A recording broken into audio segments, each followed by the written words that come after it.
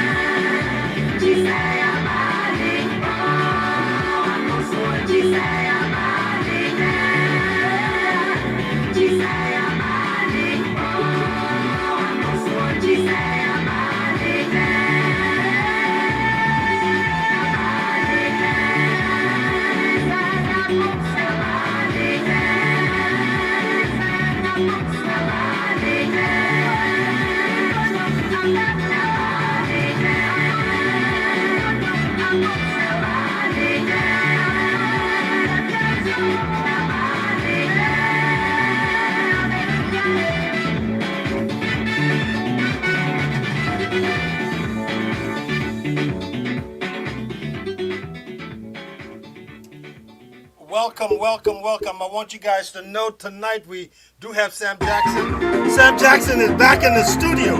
That's right, the professor. He's back in the studio tonight. Come on.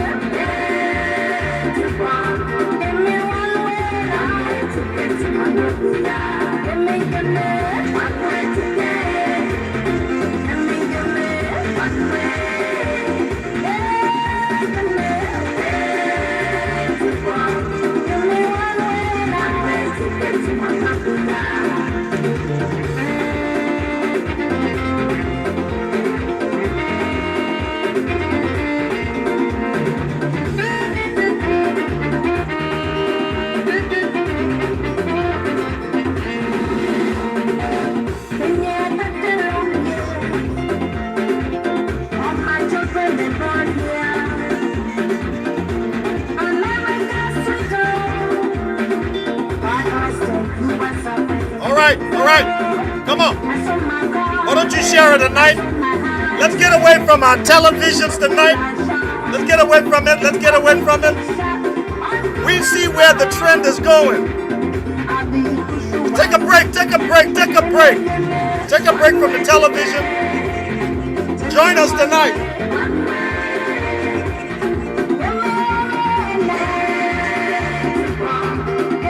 I say hello to my big brother, Granville. Granville Dennis, how you doing? Good to see you, big brother. Willie Emmanuel. Come on.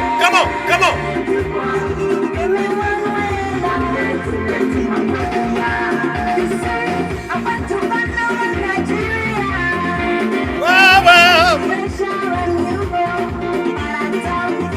Share it.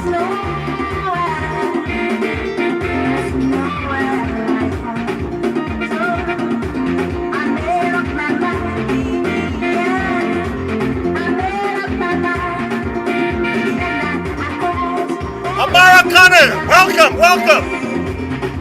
Hey, Cedric Dixon. We're gonna take a one-way ticket tonight. That's what we're gonna do. Oh, by the way, you're listening to the music by a Liberian, Cici Bernard. Go ahead.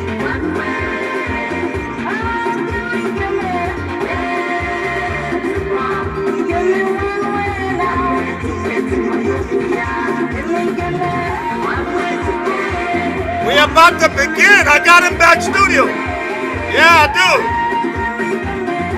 Oh, he's coming on.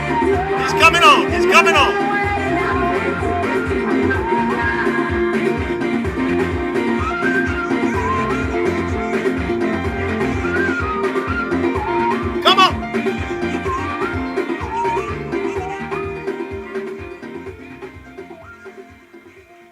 Good evening, ladies and gentlemen. Good evening, fellow Liberians, Americans, Liberians, wherever you are. Good morning, good evening, wherever you are in the world. We are here with you tonight. We've been doing this now for about 3 weeks. 3 weeks we've been covering everything that has to do with Liberia. Everything that has to do with Liberia. And tonight we have back studio the erudite, the well-learned, what I would call loquacious and verbose Samuel Jackson. He's back studio. I see he just stepped up. But before we even begin this evening, I just want to thank you for joining me tonight. I see some of my big brothers. I saw a big brother like Granville just now. Samuel was just here. He was just in the background, but I'm sure he's coming right back in. But I want to just thank you for being with us in the last couple of weeks. We've been talking about Liberian history.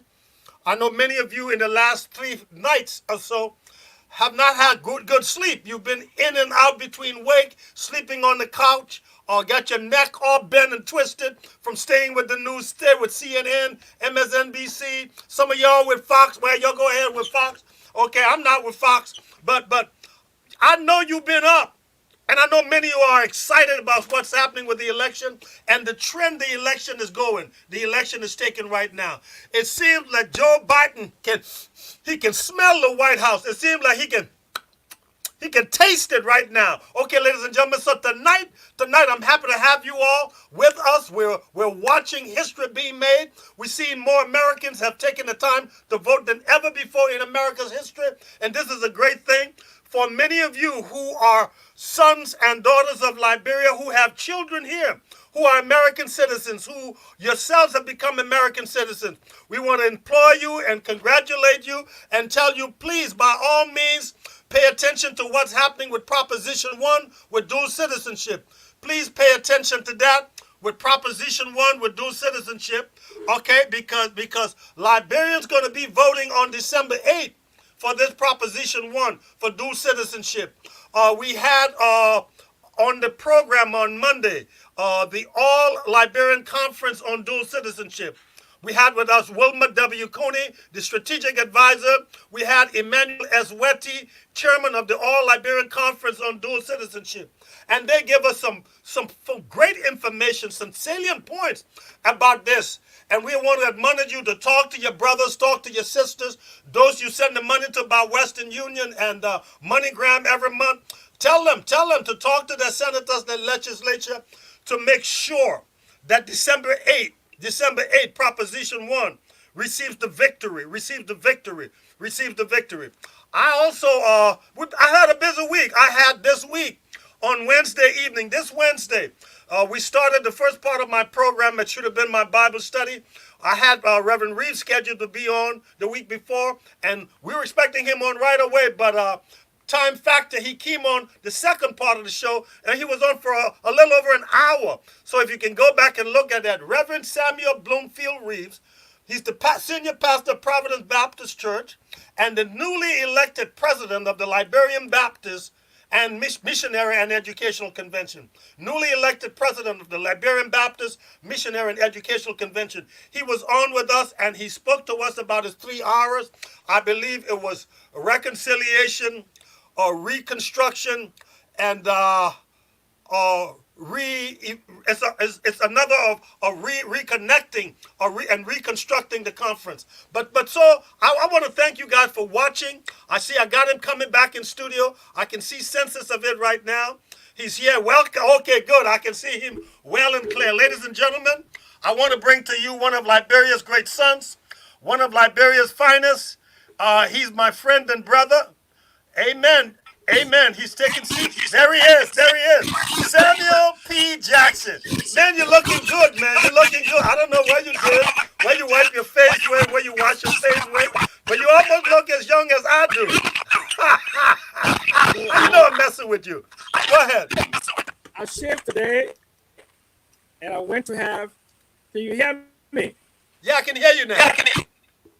Okay. No, I said I shaved today, and I went to have some fufu with a crew lady and her daughter out in DeKalb County to celebrate the Joe Biden victory. So, I'm glad you brought that up. But go on. Yeah, and that's why. And then I put some special lotion on my face. Okay. You know. Okay. I kind of cleanse my face before I went out, so I do look younger and I look fresh. I can tell.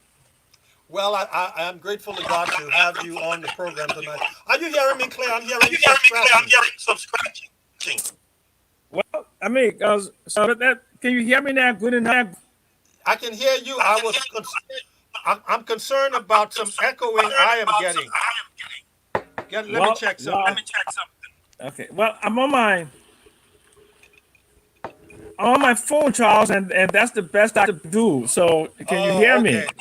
Okay, I can hear you. I know there will be some feedback with the utilization of the phone, but go ahead. I will do less talking and listen to you. But talk to us right now. What are your impressions of what you've been watching in the last few days?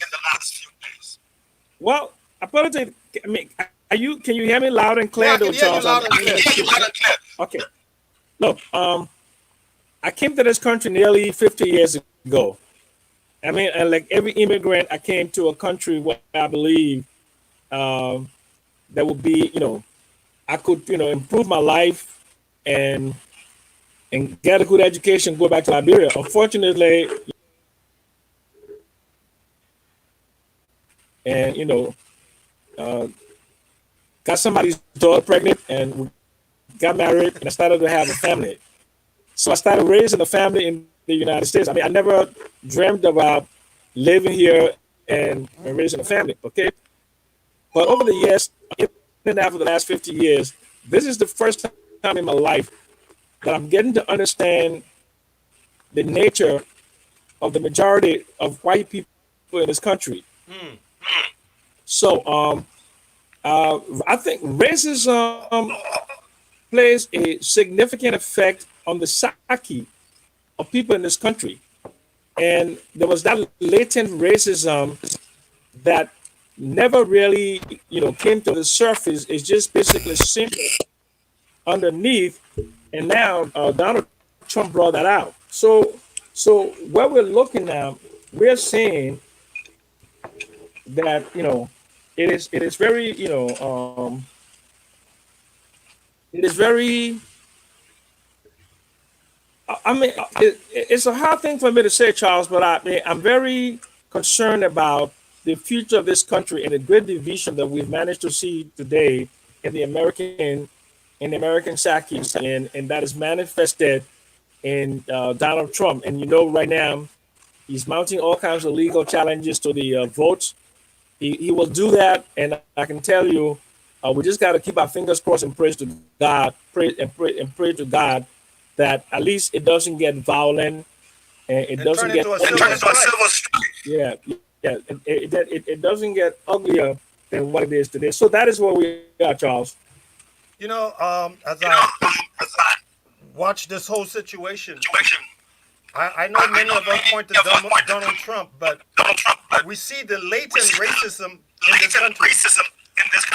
It has been dormant in terms of having it physically before us, but Donald Trump has emboldened it, and so we see it. We see it and we deal with it, especially now. I was a kid in the '60s when we heard about the police dogs and the water hoses and the beating of black men in the streets singing, "We shall overcome."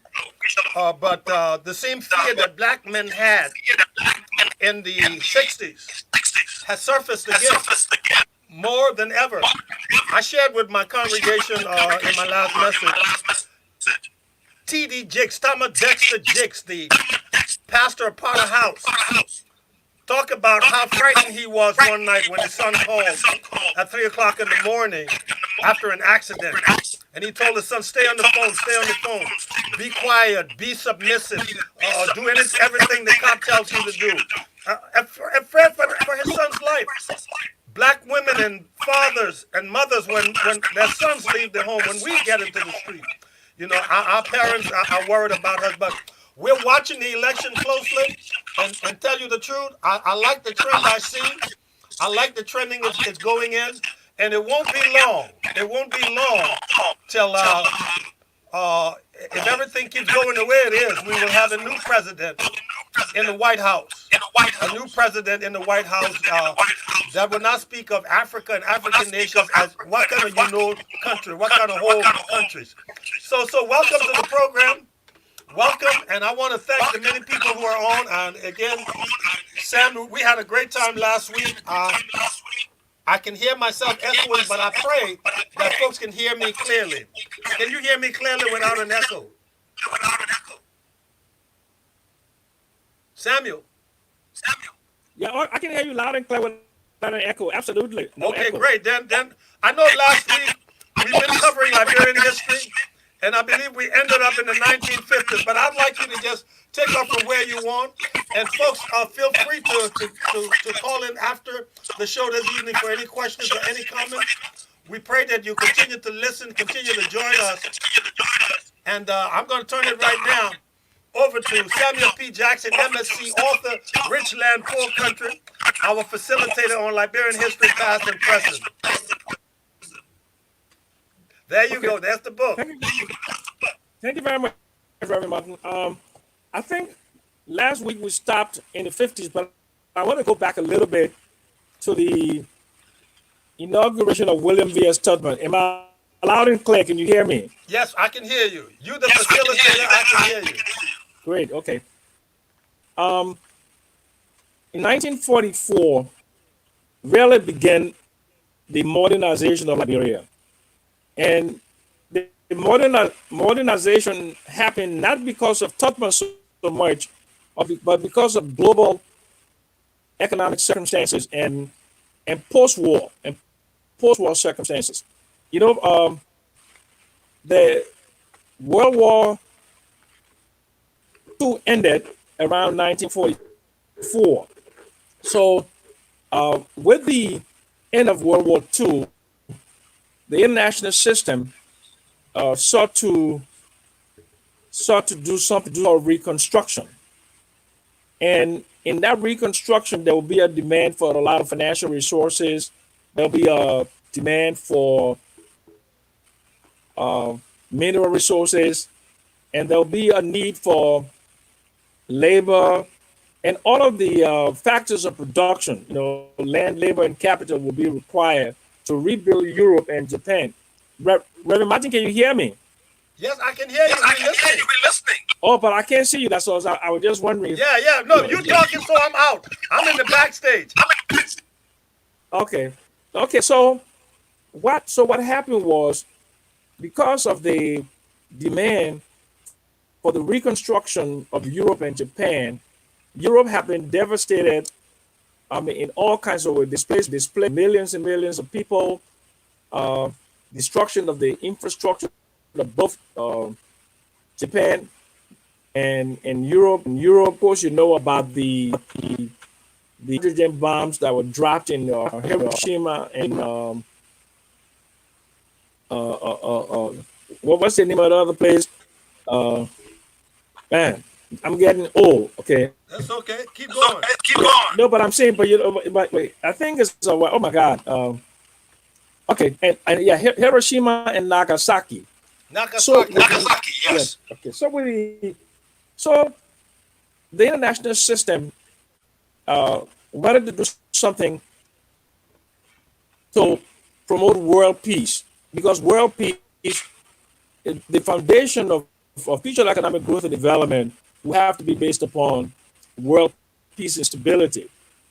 And they wanted an international organization that would, superintend global peace and security.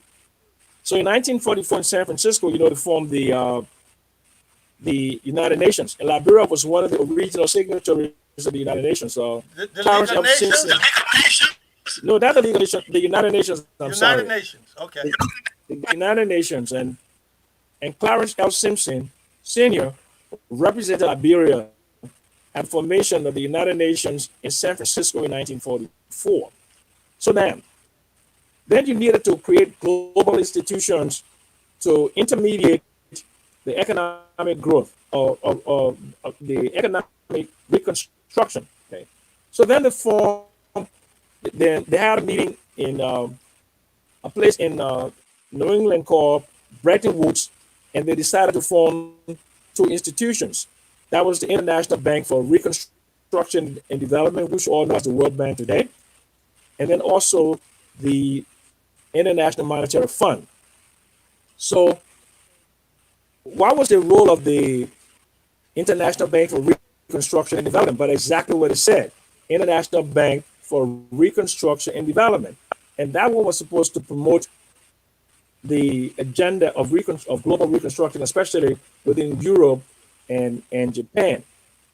Then the IMF was an institution that was formed to help with global trade with the external sector in terms of the balance of payments, to support the balance of payments position of countries, so as to intermediate economic growth through trade and investments. So while that was going on, there was a need for minerals.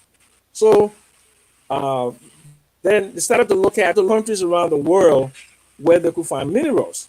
So it was just the same time in 1944 that Tubman became president. So the United States, Europe, and the developed nations at that time, the global north, needed resources. And in the in around 1929, 1930, there was a German or Dutch company that had made a discovery of iron ore in Bunny Hills. Okay, you know, if you, I don't know if you look, you know how the old money looks like. You know those long wires they used to make from the Yeah, Gola yeah, yeah, people. yeah. Right. See, that was Of iron, right? made iron, right? And that was made from smelting iron from Bunny Hills. The Golas had really perfected making that iron. So, and that was the metal that was used as for money and for transactions, in most Liberia. So there was an American military officer named Lancer Kill Christie who fought North African theater. And one time he was flying, during the war, they had the American, uh, I think it was a battalion that was stationed at Roberts Field. It was a black battalion of American black officers. I don't know if you know the story about the airport women. How because like when these young men in the late teens and early 20s they come to a country, I mean they need to be refreshed with women, wine, and song, right? So there were a lot of Liberian women that used to go, and they call them airport women. In fact, some of the famous women of the day, when they refer to you as an airport woman, that's not a good thing because you were like a comfort woman, a woman that comforted the troops. So that was happening. So as he flew over, as he flew over Bombing Hills, he noticed the ferrous nature, the iron nature of this mountain. It was blue. So upon examination, he found that this mountain will have iron ore, but this it was given to this German company, and because Germany was an enemy of Liberia during the war and an enemy of the United States. So the United States played a lot of politics to get this German company kicked out. That's how the Liberian Mining Company was formed. Lance L.K. Christie took over that concession. Okay, so now here you have a situation now. Tubman comes in, and the Americans are very interested in our mineral resources. So a former Secretary of State of the United States called Edward Stimson met with Tubman, and he told Tubman, "Well, I have an idea of how you can really modernize your country. You need to have a port. You need to have the development of things, and you really start building infrastructure."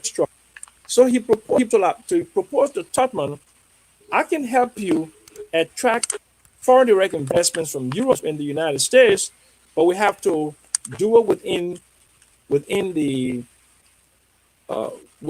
certain kind of model, and that model have to basically open up your economy, and you have like put together an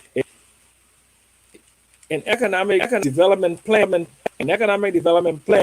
and make attraction of foreign direct investments as the foundation of that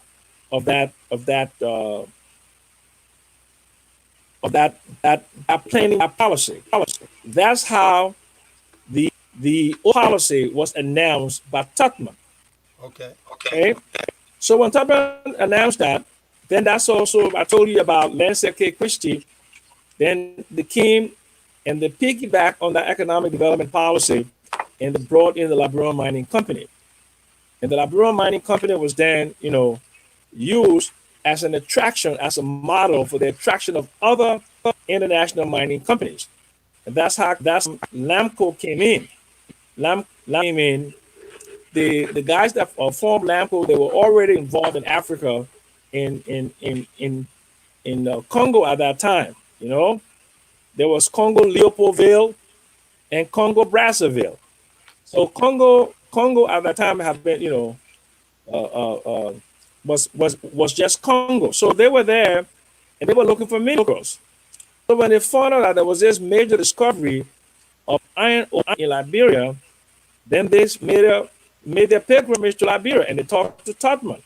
And then were looking for a mountain, and then they found Mount Nimba. So Mount Nimba consists of five main mountains. Okay, the main is called Mount Ban, but there's something called the Western Area Deposit of four other mountains, which are Tokade, Betum, Ulitan, and Gangra. So the Liberian American Swedish mining company LAMCO was formed to exploit those areas. Now, the Liberian mining LAMCO, the quantum of investment that came into Liberia was the highest amount of European investment in Africa at any time in any economic development or any economic interaction between Europe and Africa. Largest investment, largest European investment. Okay, was about $200 million. Today in dollars would be about $10 billion. Okay. And this is around 1944. Well, no, they were. This is like little. This is the A few years later. late 40s, and but LMC began in 1954. But but the whole process of exploring a mine, it goes through phases. The exploration phase takes years. So from the time of 1940, it was not until 1954 when the exploitation of the Liberian Mining Company started. So LMC was the first one, and then about a couple of years later, that's when the LAMCO came on stream, and just 1958, that's when bunk mines came on stream. So now you have one American company. Wait a minute now. LAMCO was a Swedish company, right? LAMCO was Swedish and American. Okay. Okay. It was Swedish American. Yeah, Bethlehem Steel, U.S. Steel, and Republic Steel. It was like a conglomerate, but it was also formed with another company, a Swedish company called AB Granges. So this was because that was a huge investment. So when you have a huge investment of that nature, in economics and finance, we try to de-risk it in terms of the investment, where it was to bring other products in so as to limit your exposure. So that's why they formed this consortium, Liberian American Swedish Mining Company, but we just call it LAMCO. But there was Sweden was deeply involved. Samuel, let me look back at something here. You said they invested something like 200 million. Yeah, 200 million. Yeah. Obviously, they must have seen something to invest that kind of capital. They must have seen the possibility of a huge bonanza to do that. Oh, absolutely. Because what they found out in terms of the tonnage, we're looking at more than 1 billion tons of iron ore. Whoa. And then the quality of the ore was very high, was 64% what they call Fe content or iron content. So that made it a financially viable and a financially desirable operation. That's why they invested the $200 million. Okay. And that's where they built the infrastructure. And they built just more than infrastructure to exploit the mines.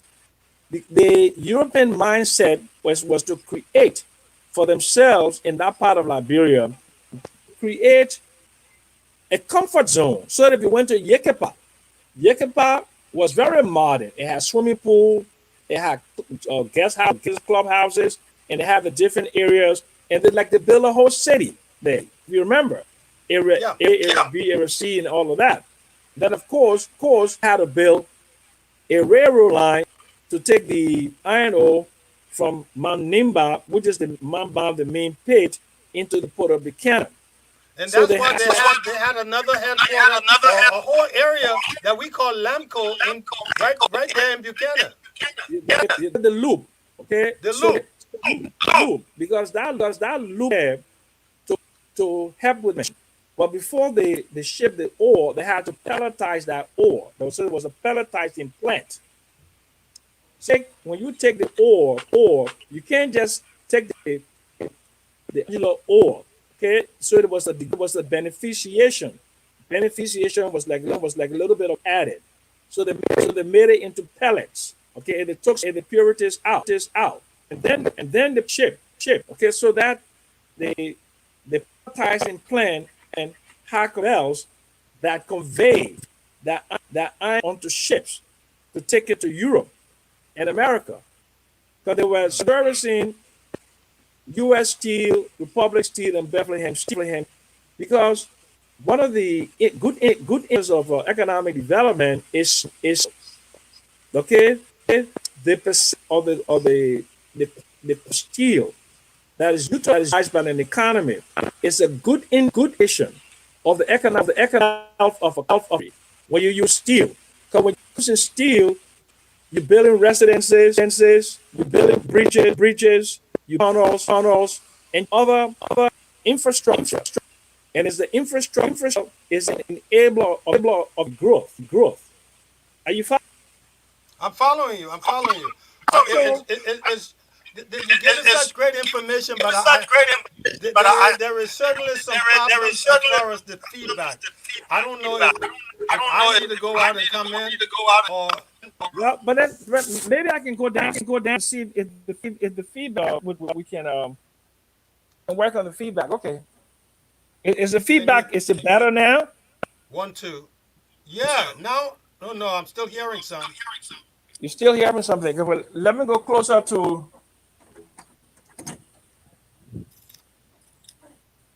Can you still hear the feedback? Probably it's because you are using your phone Nope, and nope. uh, I'm going downstairs. No, because it must be the internet in my house, and I have to call the because this just doesn't happen to. Yeah. Can you still hear feedback? Is it one, better two. now? I can still hear the feedback, but I'm going to go on in spite of it because the No, but information is then so vital. so bad. let me go in and come back. Let me go Yeah, in and come please back. do. Go in Okay. and come back. Okay. Okay. I will have them wait while you do that. Why you do that? Okay. Let me go in. Yeah, Ethel, thank you. We're trying to work on the sound. We're trying to work on the sound. 1, 2, 1, 2. Yeah, it has to be with his cell phone because now I'm not getting any feedback at all. If you're hearing me clearly, could you someone just say, let me know that the sound is clear?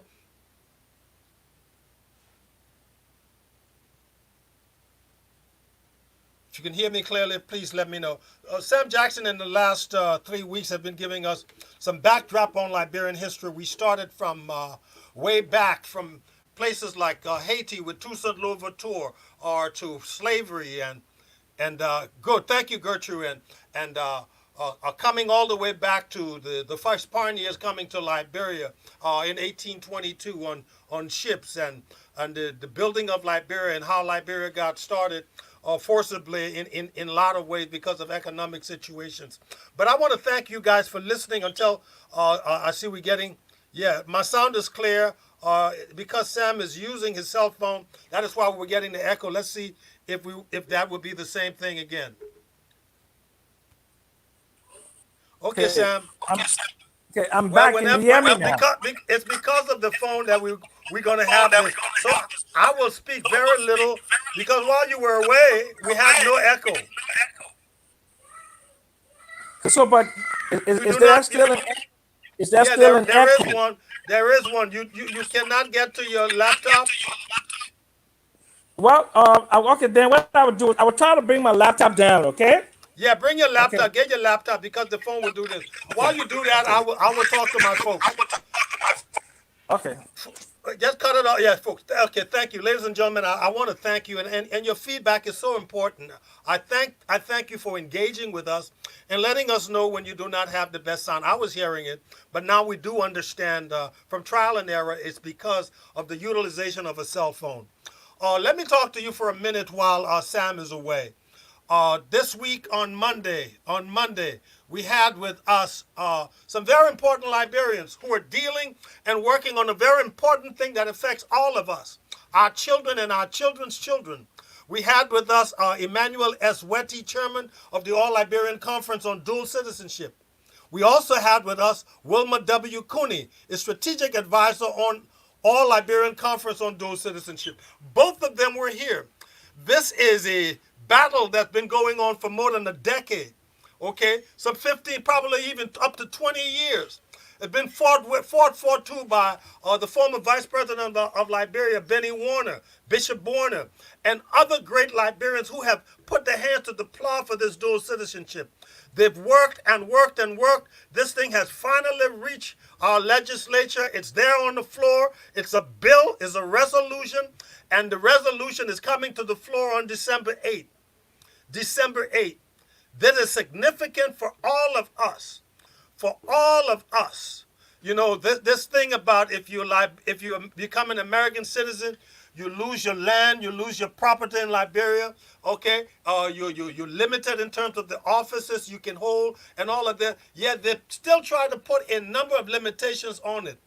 The good thing about this is, once we can get the dual citizenship, then we will work on that other part and tear that down too. But Barack Obama used to say, brick by brick, callous hand by callous hands. That's how blacks made it in the struggle here in America. Some of us now got to make it in the struggle at home, because there were many people who felt that because they stayed at home, during the war, because they stayed at home during the struggle, during the Civil War, that those who had received American citizenship or British citizenship or Ghanaian citizenship, they cannot hold citizenship in Liberia. Many people felt that way. And really, there's nothing in the Constitution that really commits to that. So now we have it on the floor with the legislature. I'm asking you, let us press and do everything we can.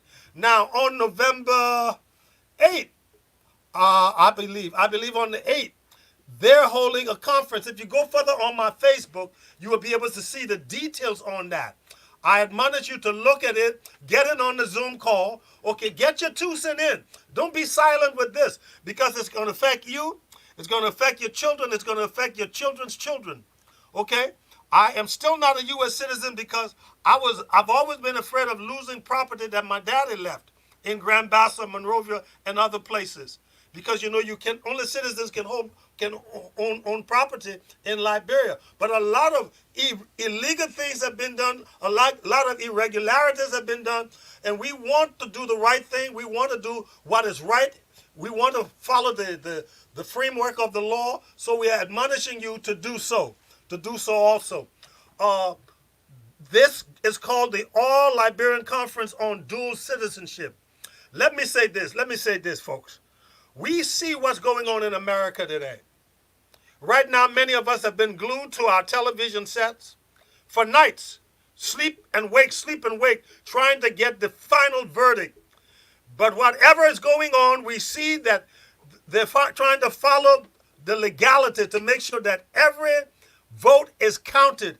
Every vote is counted.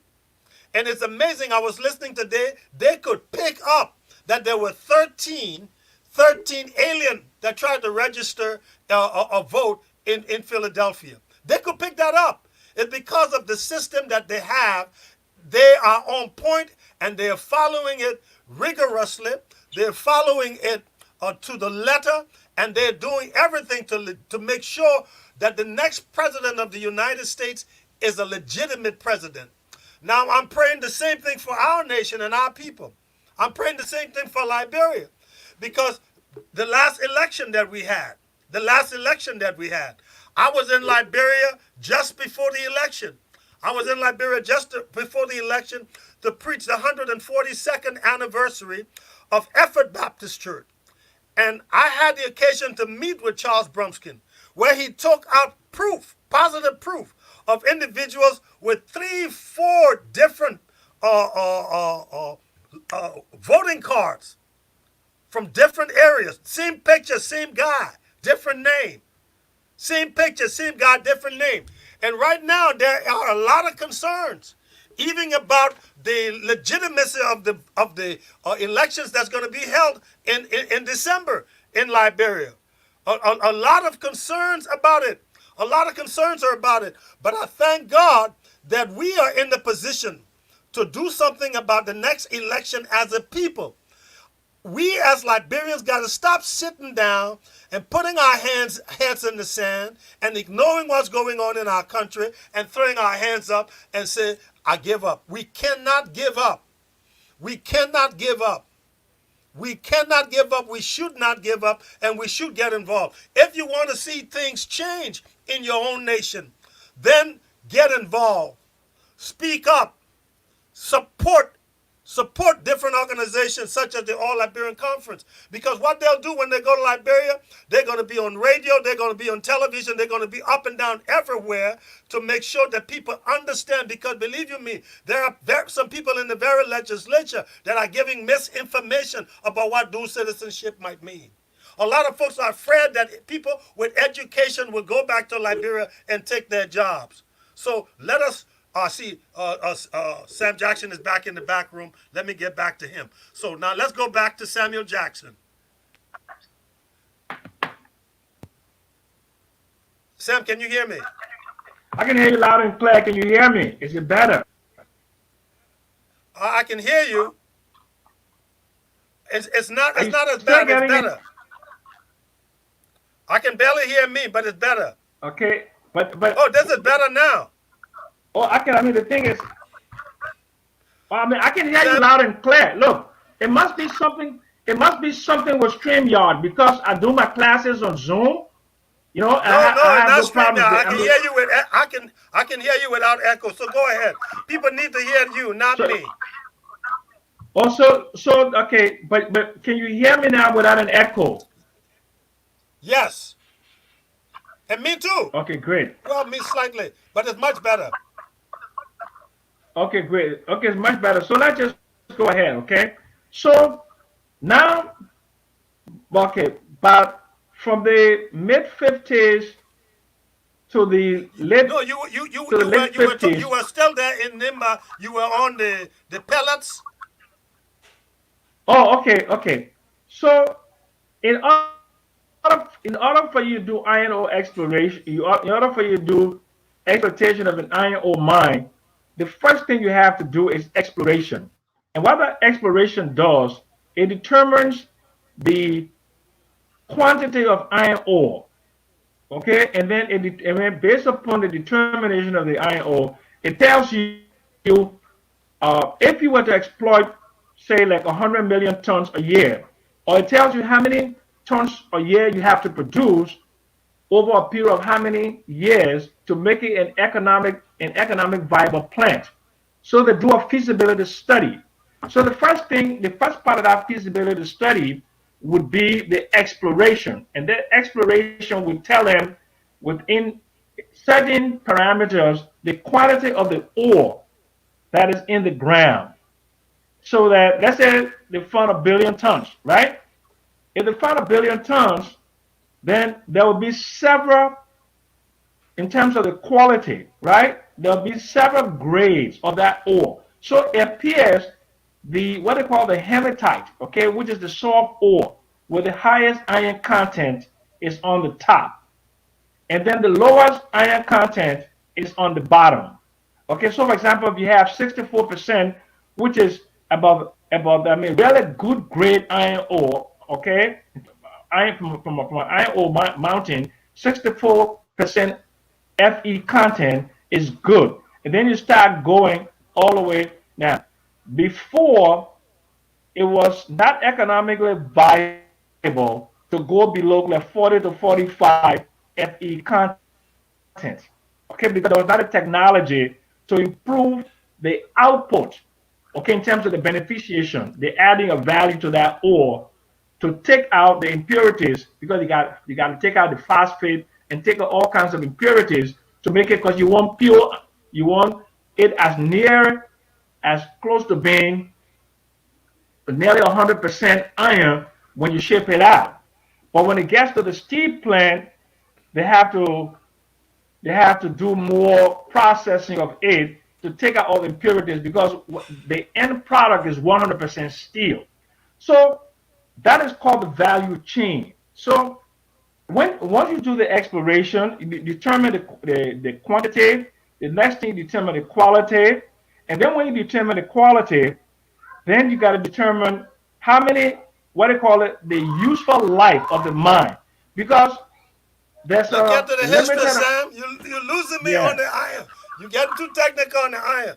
Let's No, deal no, with it. okay, okay, no, because I want people to know how iron ore, the whole, because iron ore is a part of our history, of our history over the last, let's say 65 years, 70 years, Okay. 65 years. So that's important to understand how the Europeans and the Americans made a determination to start exploiting our iron ore, because iron ore played a very significant part of the Liberian economy from 1950 up into the 70s. So we have two export primary commodities on the market, two major. That was rubber and iron ore. You know that the rubber plantation Firestone in 1926. Okay, so the open door policy was designed to attract investments into Liberia. But notice there was not a cross section of a diversified content of investments that came into Liberia. It was mostly investments in the iron ore. That was the largest quantum of investment. Why? Because Liberia did not demand, or Liberia did not make an economic development plan that would support other sectors.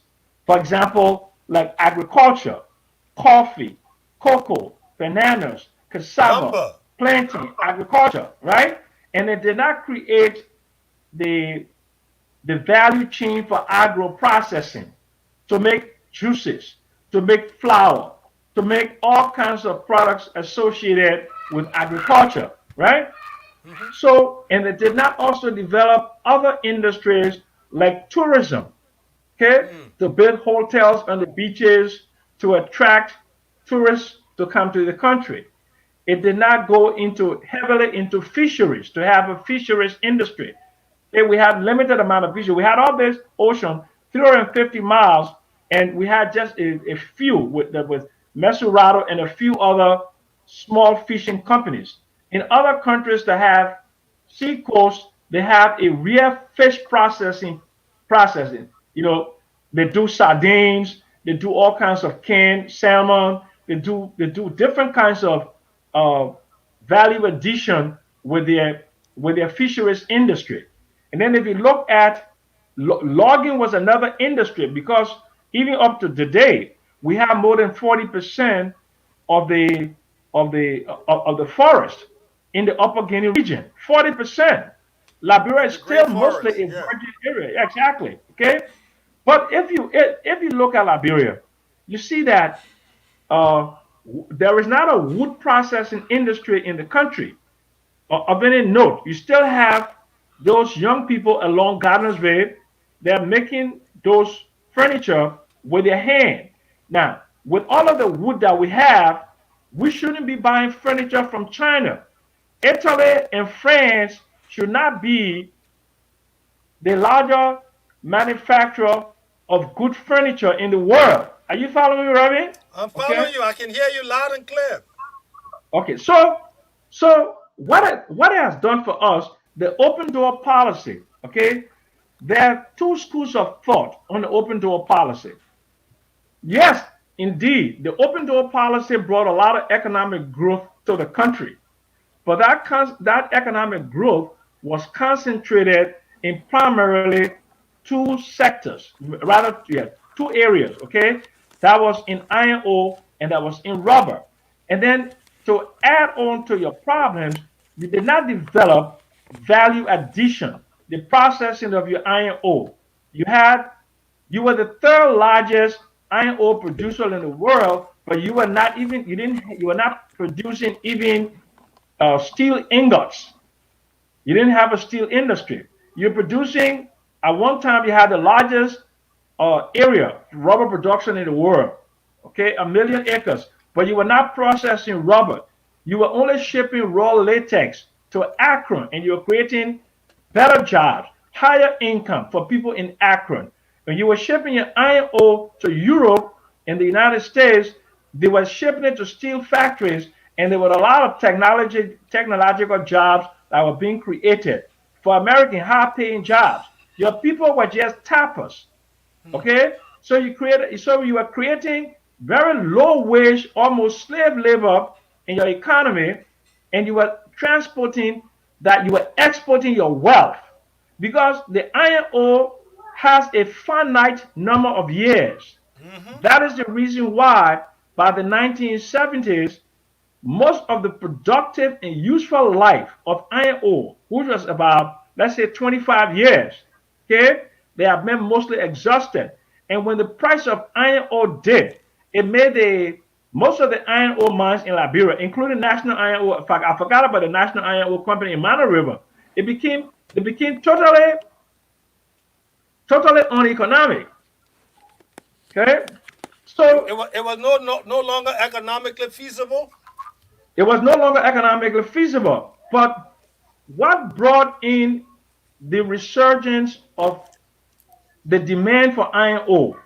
The resurgence of the demand for iron ore started around in the 80s and 90s.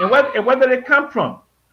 In 1978, a gentleman, as you know, in China called Mao Zedong, he died. Okay, he was one of the revolutionary leaders who formed the new China. So after World War II, China went and adopted this communist philosophy, and they kept the economy pretty closed, and they had a cultural revolution, and they had all these kind of upheavals in the country. So China was not experiencing any any economic growth. In fact, China, when Liberia was producing the second highest producer, okay, or rather the second highest economic in terms of economic growth in the world, China was a primitive, undeveloped country, On and a decline. Liberia had a higher per capita income than China in 1970. Wow. Okay, yes.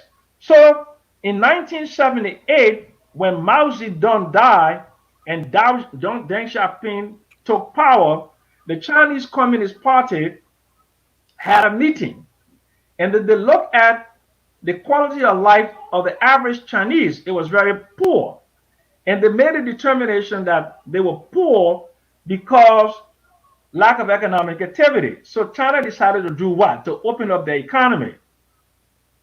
See, so when China started to reopen the economy to get investments, and China started to grow, and one of the things I told you about the Wait, economic wait, wait, growth wait, in wait, wait, wait, wait, wait a minute, Sam. Are you saying that China, in a way, was imitating the Tubman policy of open door policy?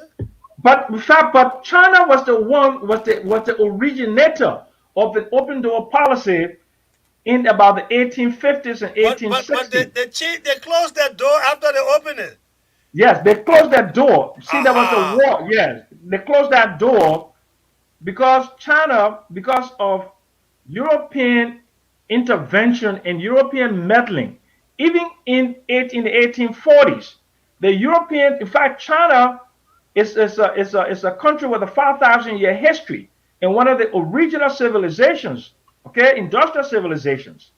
China, you know the whole thing about Marco Polo and the Silk Route, Yeah, okay? silk. Yes, yes. Yeah, okay.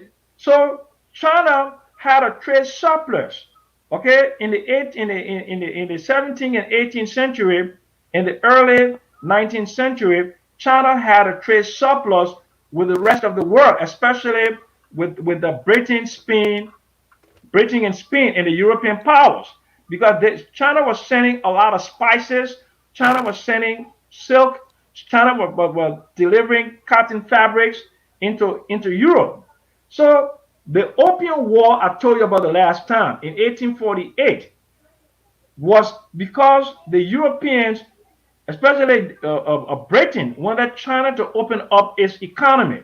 They wanted it to open up its economy to what? Opium. Remember, I told you the Chinese were using opium for medicinal purposes.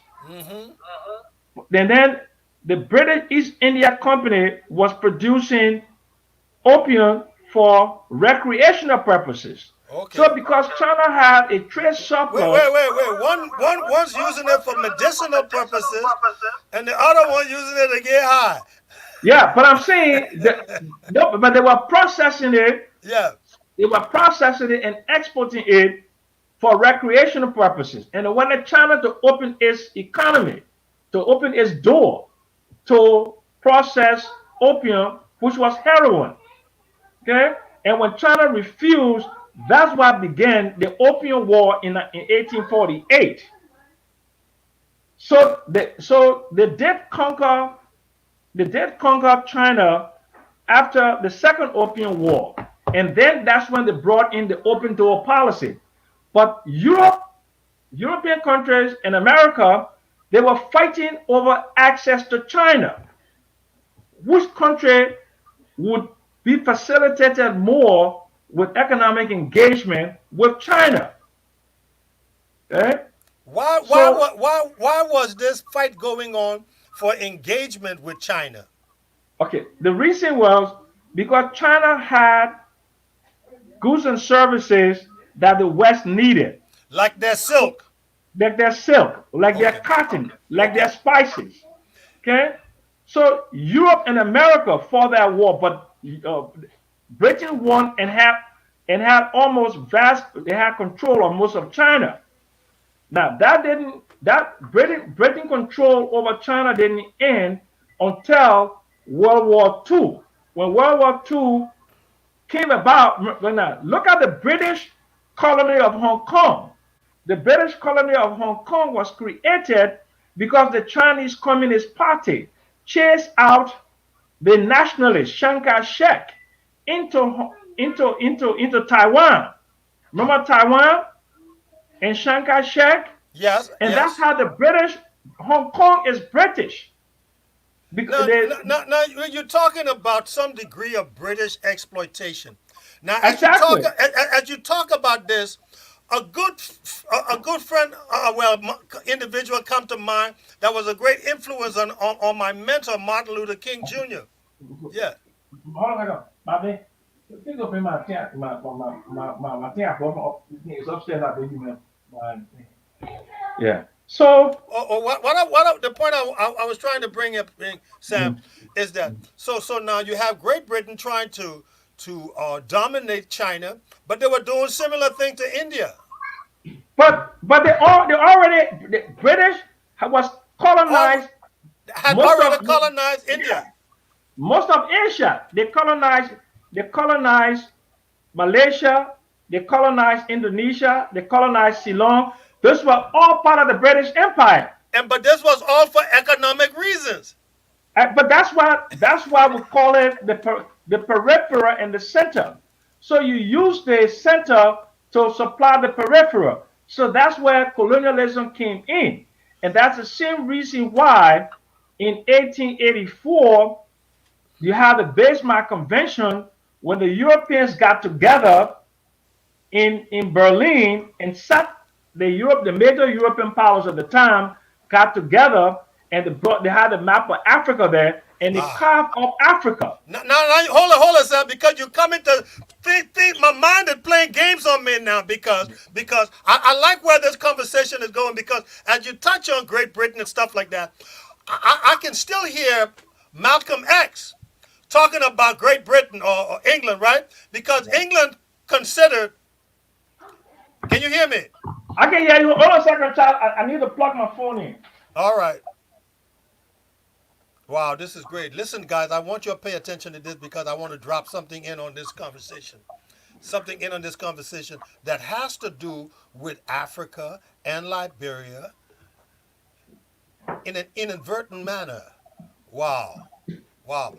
He's now talking about all these areas that were being dominated, where they're stepping in, creating a war, creating domination, was all for economic reasons.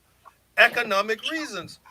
That is what the white society, the European society, the Anglo Saxons had been doing to a lot of different regions of the world, dominating, walking in, and starting stuff.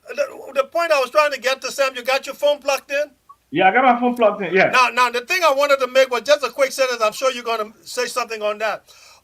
It was Malcolm X who said Great Britain, who had colonized Sierra Leone, Ghana, Nigeria, and had all this gold exploited from these African countries. hold on a Let me second. make my sentence. Malcolm X said, and what Great Britain did was call all these colonists from which they had extracted all the gold, he called them a part of the British Commonwealth. Malcolm X said, Africa had the wealth and Great Britain had all the commons Yeah. because they exploited the wealth, the gold, the crown that you see on Queen Elizabeth's head. It come from Ghana and the other Gold Coast. Go ahead. But Charles, you Yes. gotta go back. You gotta go back. Let's do that. You gotta go back. We'll go back and come back to 1950. You gotta go back. You gotta go back to imperialism. Imperialism did not begin in 1884.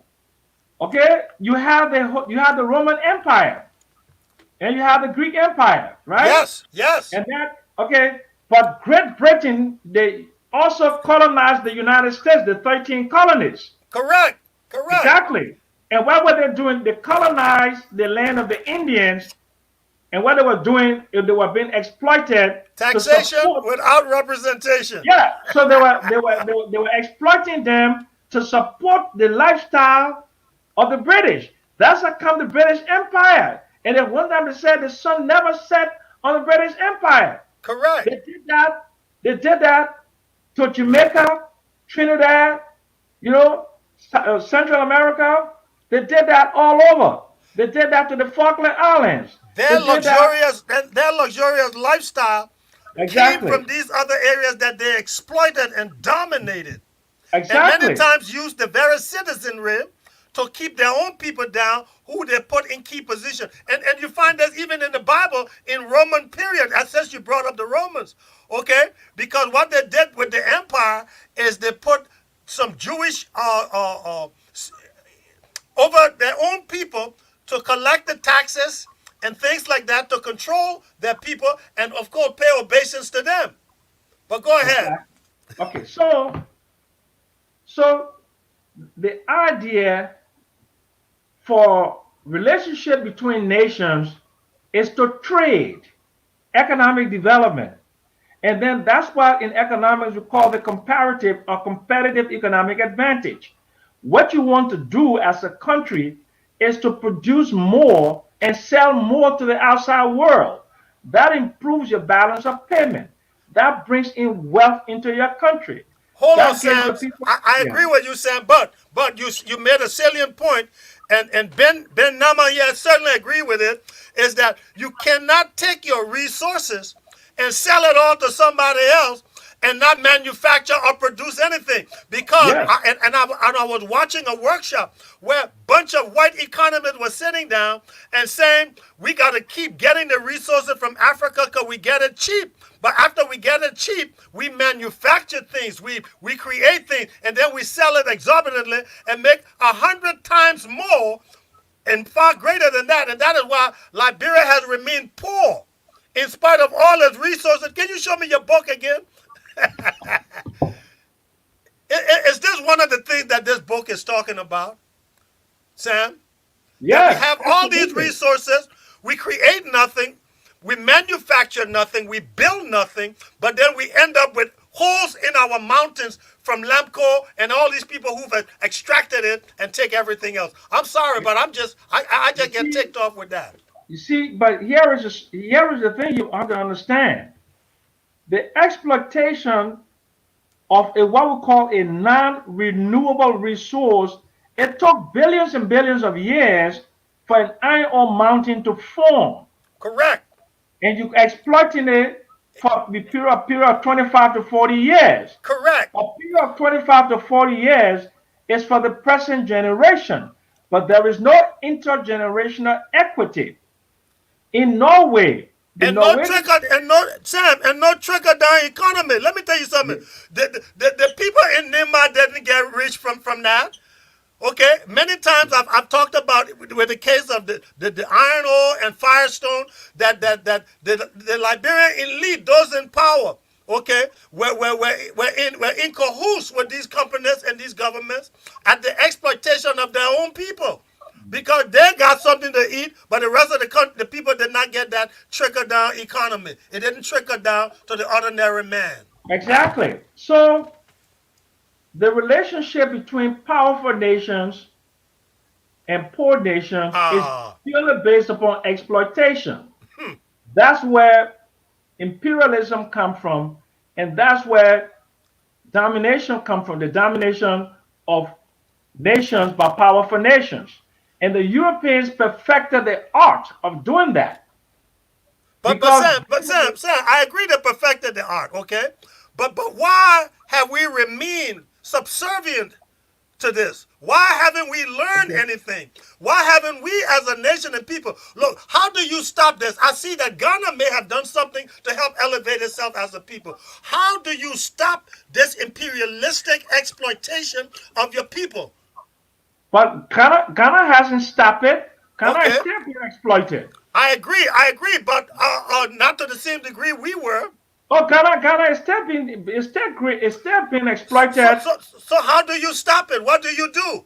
But I just want for us to get the premise correct when you say that Ghana is not being exploited. Okay. Ghana No, is no, being I didn't say exploited. Ghana isn't being. I said Ghana, I was literally trying to say Ghana is doing better than we are. Yeah, because what Ghana is doing, Ghana is developing Ghanaian entrepreneurs Okay.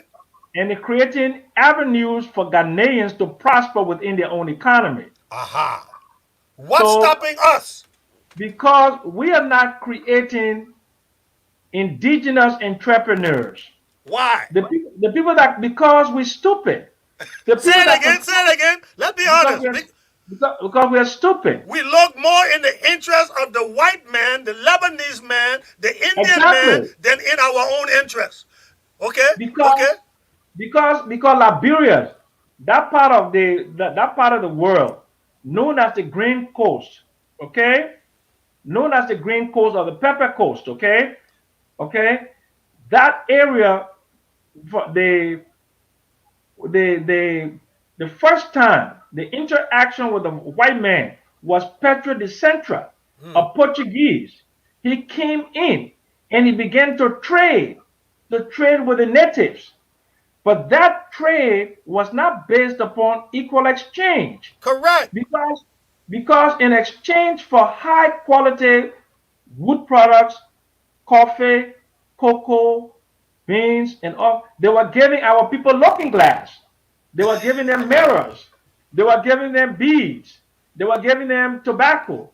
They were Trinkets. giving them, yes, they were giving them trinkets. They were giving them rum.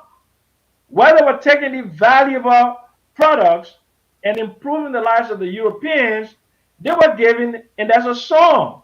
When they first came here, they gave us looking glass.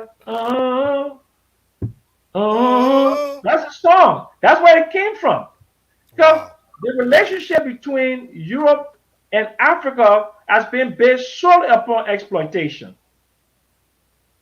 And that exploitation, it has not ended.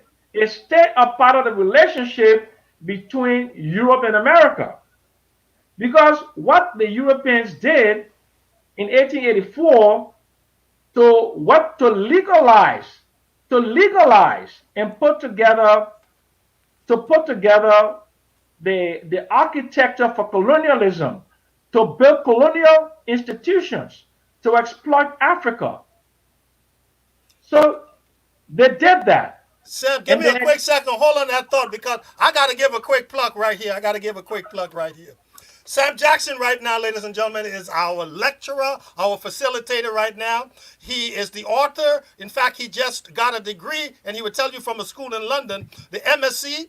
He's the author, Rich Land, Poor Country. He's the facilitator every Friday on Liberian history, past and present. But I want to put in a plug for my man. They call him the Giant. The Giant. Ashford H. Garland. He says, Great conversation, gentlemen. We are learning something tonight. And I hope other people would do like Ashley, what Garlia said. Ashford is learning something. We're not here for fighting. We're here for learning. By the way, on Monday, I will be on Ashley Garlia's show this coming Monday. So I'm telling you guys, watch out. It's going to be explosive. It's going to be explosive. It's going to be enlightening.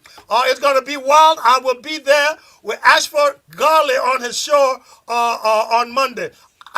The Giant at some point text in the time so I can let people know. But go on, Sam. But folks, we've been talking. And I need Sam, as we talk Liberian history, the thing I like about this is he tells history, but in the meantime, while he's telling history, he's giving you an economic symphony that is going through time. He's giving you the kinds of struggle and the reason why we are where we are today. It's not something that just happened overnight. We've been dancing by the same song. Anything you give me, I take it. We've never put ourselves in a position to bargain from a place of equality. And we've never taken the time to look at what is best for us. The us that many times people look at are those who are the president, who are the legislature, who are in the key seat. The only us that look for are for they and their children. I keep saying we need not a president, not anything. What we need is a servant leader. Somebody who would say, what can we do that will best benefit all the people? How can we use our resources? Sam, how can we get out of this quagmire? Well, the thing is, you have to look at, there is already a model how the Asians, the Chinese, the Indians, the Malaysians, the Singaporeans, and how Latin America is also trying to get from under the yoke of colonialism and the exploitation of global exploitative conditions. The institutions that were built, remember I told you, they built the United Nations, they created it, they formed it in 1944. Why? Right? That was basically to promote world peace. But the United Nations, if you want to be fair, has not really been a promoter of world peace. What it has been is been a facilitator of the domination of of the global north over the global south. Because if you look at the institutions that were built by the Europeans and the Americans in the post-World War II construct, the International Bank for Reconstruction and Development, which was used as part of the Marshall Plan to rebuild Europe and America, needed to exploit. It needed to exploit the periphery for the center. And the center is Europe and America. They need your resources. They need your iron ore. They need your gold. They need your diamonds. They need your wood products. They need the physical land. They need your cobalt to make the cell phones. They need your manganese. They need your bauxite. So you are in the driver's seat. So the question you should be asking yourself is, if I have all of these, and it's so critical to the development of Europe and America, why am I not asking for more? Why am I not telling the guy, Yeah, build a factory here, yeah, do the manufacturing here? right. Well, Seriously, because that is where the bulk of the money is made. Because they will take your rubber, they'll make a tire, and come back and sell it to you at exorbitant prices. Come on, why don't you do the plant here? but here is Go on. okay. What this is, first of all, this is organized thievery, right? Yep. Okay. Since it's organized thievery, they need collaborators Correct. within the African population Yes. to support that organized thievery. So Partners in crime. Partners in yeah, crime. yeah. So the collaborators happen to be African governments and African Correct. leaders. Correct. Say it again. Say it again. Who Okay. are the partners? The African governments and African leaders. Those Ah. are the partners in crime. Those are the collaborators. So Okay? our president, they are the clients of Firestone. They are the clients of Lamco. Our leaders, they are the one in bed with the people who are exploiting us instead of being the ones to help build us up and demand what is the best thing for us as a nation and people. Sam Jackson, go on. I don't care what they say about you. I like your thinking. Yeah, okay. Because you need a Tottenham to be a client, Mm. okay, to be a part of that cabal, Ah. okay, to pretend that there is development because they're exploiting the resources. And they build a lamp code where they build their guest houses, they build their swimming pools, they build their clubhouses, and they having fun, enjoying your women, right? And you serving them. And you serving them, Your land become their plantation. yeah.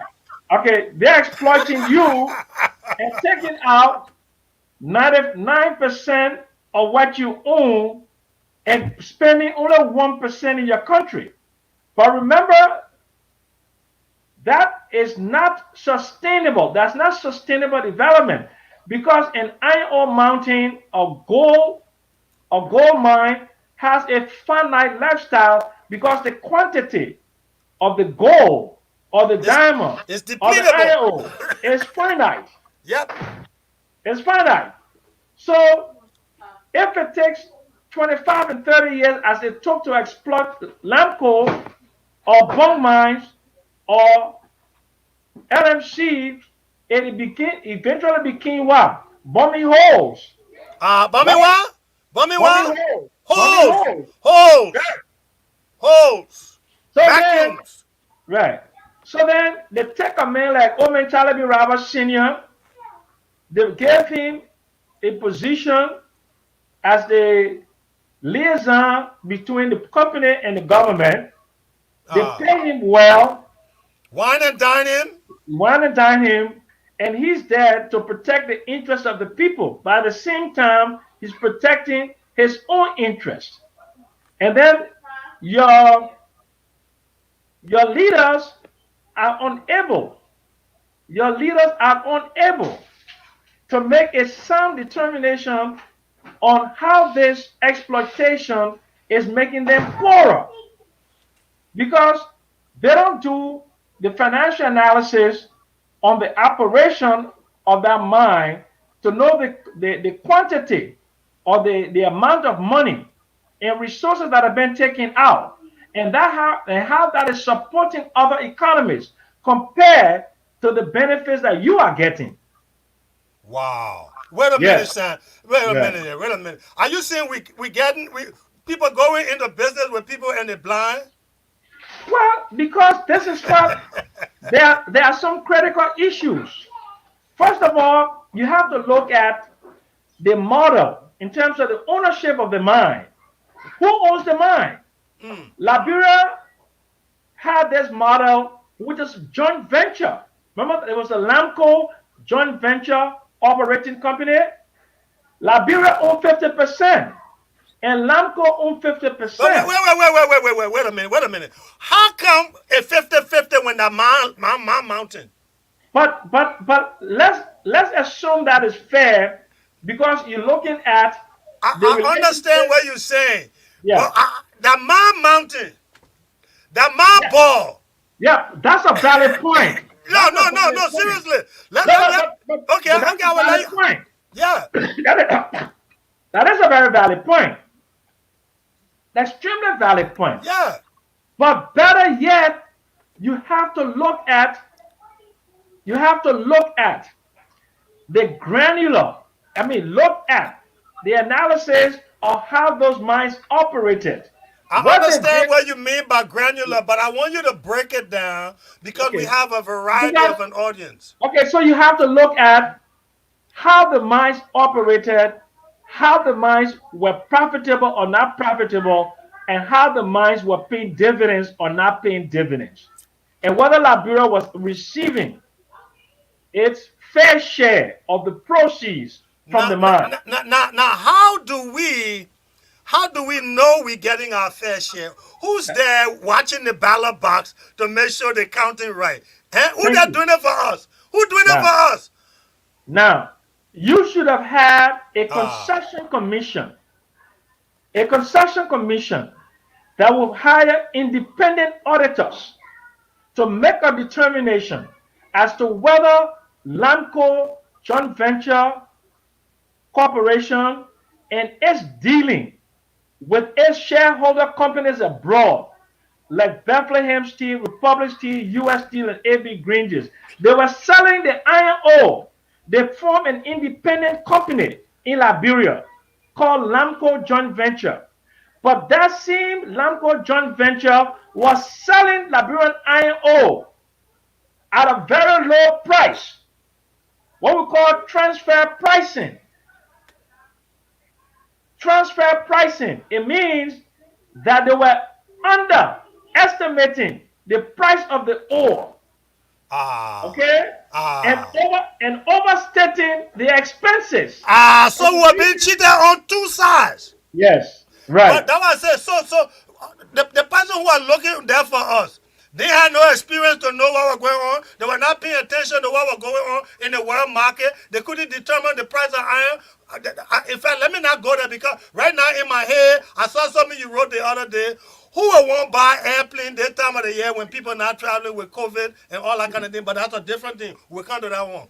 But you Talk. see, Talk. Saint Jackson was born 1954. Saint Jackson had not gone to Pace University. Saint Jackson had not gone to London School of Economics. And Saint Jackson, when he big mom was not there to start asking these questions. Ah. Okay? Sam Jackson will have, I mean, with a with a financial degree from the American University, the first thing I would want to know whether the relationship between the Lamco joint venture operating company and the companies that the iron ore are being sold to, whether these were what we call arm's length transaction. Oh, wait a minute. Wait a minute. Break that one down. Break that one down. Arm length. Okay, Is it far from it or they are okay. interconnected? Talk to me. Okay, what arm's length mean in accounting, an arm's length transaction is there is no relationship Ah. between the two companies. No fiduciary relationship. No Yeah, connection yeah, in, with the two. yeah. But because you had the intermingling of ownership, owners of the joint venture in Liberia were US Steel, Republic Steel, Bethlehem Steel, and AB Granges. But this joint venture was then selling iron ore to its affiliated companies. And telling you what price they're selling it for. Exactly. So when we call, yes, Sam, you know family price different from stranger price. yeah. Okay. So now, but guess what?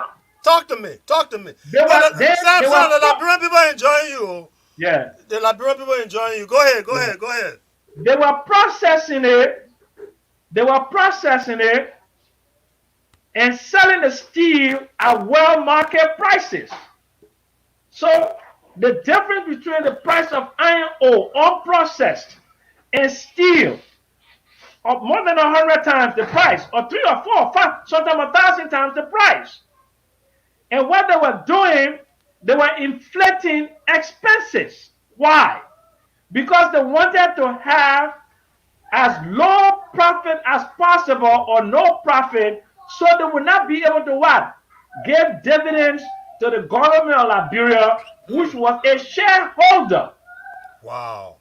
So if you look at all of those years that they were operating in Liberia, and you look at the revenues that went to the government of Liberia, that revenue was not even 10% of the profits that they were making. US Steel at the time was the largest steel company in the world. Bethlehem Steel, Baltimore. I mean, Sam, in essence, these guys were making their nations rich. They were building endowments. They were becoming not millionaires, billionaires. Okay, building the cities, educating the minds of our people. And who were doing the labor? Our people were doing the labor. Where did the resource come from? It came from us. We were exploited to the umph. And they dance in luxury and grandeur. Huh? Yes, but now, but check this out. What cities were they building? Talk to me. Talk to me. Look at Pittsburgh in the Well, 50s. look. Okay, Pittsburgh. What the name of the football team? The Steelers. Okay, where you think? Where you think that money came from to build that football team, the Steelers? They came from Liberia. The iron from Oh, Liberia. okay. Okay? Okay? U.S. Steel. U.S. Steel was originally formed by Andrew Carnegie. Okay? So, Think and steel. Grow Rich. Wait a minute. That one of Carnegie's books. Think and Grow Rich. We were not But thinking. Carnegie, yeah. Grow But rich while you sleep. Carnegie Mellon University. Yes, they They were didn't have, building they didn't have institutions no of bank. learning. Yes. They're using your resources, right? And then they're building cities like Pittsburgh, Allegheny County, right? They're building Firestone, it. Billy, Akron, Ohio. Yes.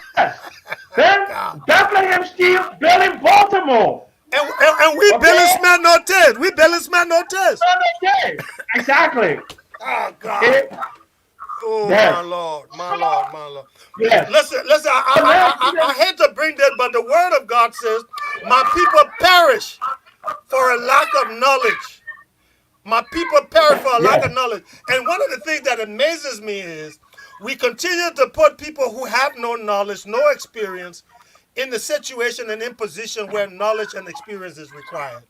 Even we as a nation do that in terms of who we elect and who we put in seats. But talk to me. Go ahead, my brother. I lost your video, your audio. What happened, Sam? Look, Okay, go y'all go ahead. upstairs. Yes, in. Y'all go upstairs. Y'all go. Go now. Oh wow! You know, Sam. Why you do this? Sometimes I need to just speak to some of the comments. Edward Payne, I like what you say. Let me share this with people right now. Listen to this. I was born in Lamco. There were parts of the mine that was not accessible to Liberians, who know what other minerals were being mined beside iron ore. And he's right. That's why I say, who watching the farm for you? Who's watching the farm for us as Liberians? Who's watching the farm? Ladies and gentlemen, tonight we're speaking with one of the learned minds. He's an erudite young man. It's encephalon. That means his brain is big and wide. And I love having him on because he doesn't hold back. He speaks the truth, the whole truth, as he sees it. And you know what? You don't necessarily have to agree, but just be reasonable. And I think you will understand where he's coming from. Ladies and gentlemen, I got Samuel P. Jackson. I always wanted to know what that P was for. That P is actually Porepia. Porepia is a Bassa word for put air inside. Ain't no like a tutu ball or tutu girl. So they gave me the name Porepia because I was always blowing my hand when I was small. So Porepia, right? I have a habit, okay? So I was actually sucking my knuckles, right? I was small, right? Okay. So they thought I was going the whole in there. knuckle. Yeah. So they call it Porepia, right?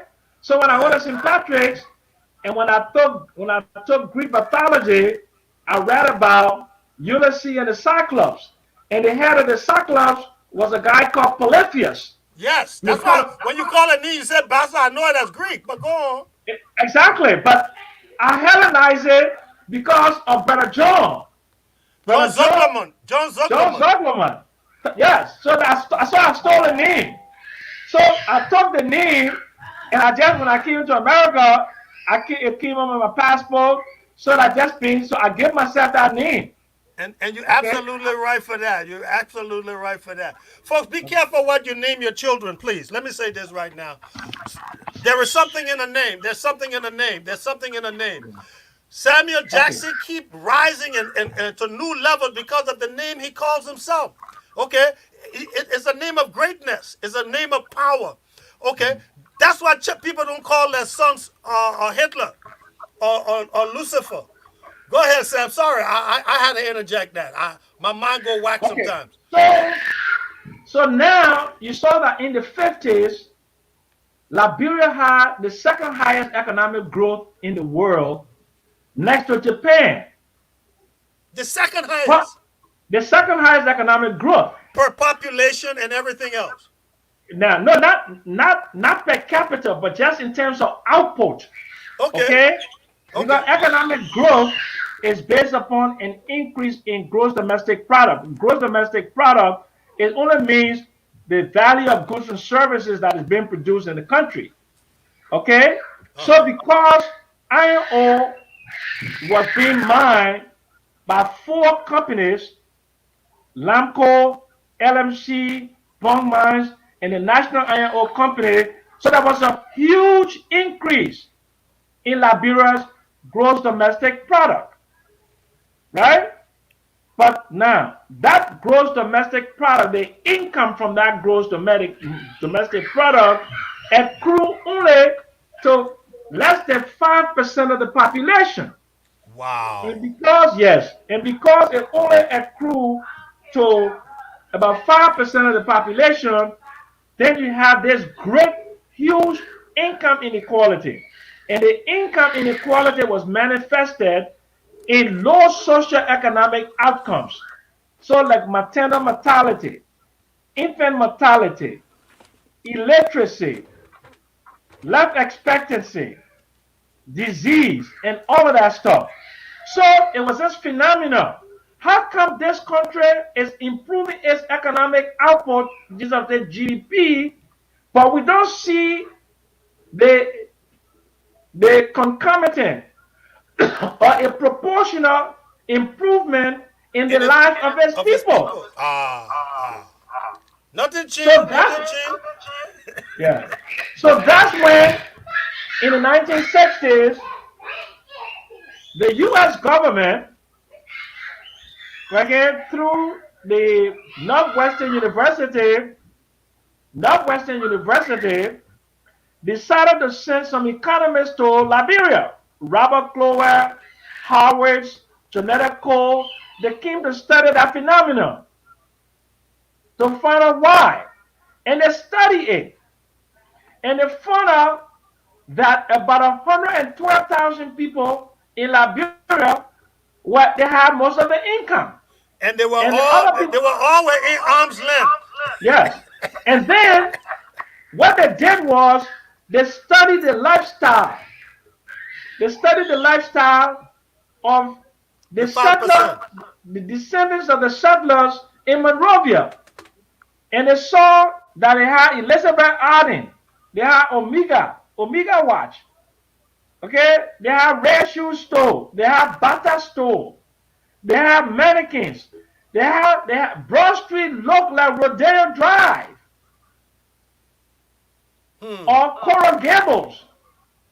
But when you go down the street to West Point, you see poverty like you never seen anywhere on the planet. Or when you go to Nukutan, you see poverty. So much poverty. You go to Soniwen, where I was born. You Pastor see so much community. poverty. Yeah. Slipway. So you had Broad Street, maybe Randa Street, and just in a small area there. That was, and what we used to do, we grew up in that era. And we benefited from that economic growth in our limited, because your father was a senator and my father was a cook. My father was a cook for the president of Liberia. So we enjoyed it. True. So when I was going to St. Patrick's, my father was cooking for Takma. But and Sam, Yeah. one of the things that I got to admit, we were beneficiaries of some of the best education in all of Africa at that time. Exactly. Okay, listen, a lot of folks ask me to say, Reverend Martin, you have great control of words. And let me say this. I still carry with me and hold on my desk this book. Sam, look at this book. Sam, remember this book? Okay. Look 7 up. days, of course. Okay, 7 I days to a still more carry this powerful book. I still look Yeah. at this book maybe for 10 minutes every day, look it up. And folks, I'm telling you, if you want to have control of words, if you want to have verbosity, if you want to become a philologist, turn to this. 30 days to a more powerful vocabulary. But go ahead, Sam. But I'm trying to say we were So, beneficiaries of some of the best education. St. Patrick's were teaching Okay. what the university was teaching when we were in there. Right. So now, you saw now, Tubman came to power in 1944. And Okay, you we're on saw track. the enunciation of the open door policy. And you saw that in the 50s and the 60s, you saw economic growth. But what was happening to the politics in the country? When Tubman went for the first term, right? Tubman went for the first term, and I believe I'm getting the date wrong, but a true party did not have any credible opposition until 1955 with the formation of the Reformation Party with Dieter Twer and S. David Coleman and Raymond Horace, okay? All of these men, right? So Tubman power was being challenged by a bunch of young men who they felt that Tubman was enjoying the economic benefits, and then the people also, the natives, through Dieter Twer, felt that they were not enjoying these economic benefits. So they formed this independent party, right? So they went to this election. And Tubman went and he pulverized the opposition. And when he What? pulverized the opposition, yes, then you remember the story about the plot that failed? Yeah, I remember that. Yes. In 1955, when they were talking about they were counting the votes. Okay, they were supposed to announce the winner of this election, and they were having it at the executive pavilion. What Okay. happened? There was a gunman, Paul Dunbar, who went in there and tried to shoot Tubman. And you heard a story about how Bestman, okay, James Bestman blocked the shot. Yeah, But I heard that story. that was all staged I heard because that. they wanted to go after the opposition. Coleman.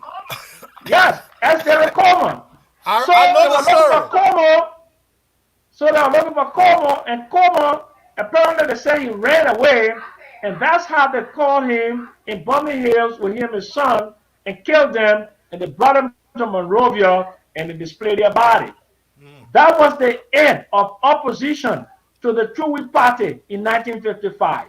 Hold it here. So you're saying the extermination of opposition or those who are critical of a government and the Right. killing of them is not new in Liberian history. Of course, of course. Tubman pulverized the opposition in 1955. So after 1955, you had a one-party oligarchy that lasted until 1980, Yeah, I when think they were Tubman was overthrown. president for 23 years? 27 years from 27 years. 1944. 27 years. Yes, Now, people used to yes. sing the song, Tubman is the man we want. Tubman said, no, Tubman isn't the man you want. Tubman is the man you got. He would say, Tubman, not the man you want, not the man you got. Come on, Sam, we need you back. Sam, what are you touching there? We got people here listening and wanting to see you. All right, ladies and gentlemen. But no. You, yeah, but I need to see you, man. I need to see you. I can hear you. I'm coming. Sam is working on his video right for a moment, but there he is. There he is. Let me bring him back in studio. Okay, great. Okay, great. Okay, here it is. Okay, so now from 1955, okay, I will take you through from 1955 the economic development of Liberia and the political economy of Liberia up to 1980. Okay, so what happened when Tubman had eviscerated the opposition? Liberia became a one-party state. Liberia became a one-party state. I like it now that you opening the 30 days. He did what? He annihilated, he eviscerated. Go ahead. Eviscerated. I know that. He eliminated the opposition. He annihilated. Okay, someone eliminated. Yes. So Tubman was a dictator. Okay? But Tubman, there was also some things going around in Africa that was also going to affect Liberia. The anti-colonial struggle in Africa. It became very, very, very, very strong. People like Kwame Nkrumah, Jomo Kenyatta, okay, Julius Nyerere, all of these men, okay, people like the guy from Senegal, man. What is Senegalese president name, man? Remember the first president of Senegal, man. No, you don't. Somebody there will help, but go on. Okay, but I'll tell you his name. Leopold Sédar Senghor. I knew that. Okay, so these people were fighting for independence. So Liberia wanted to participate in that whole process, okay, to promote. So there was some sort of a schizophrenia.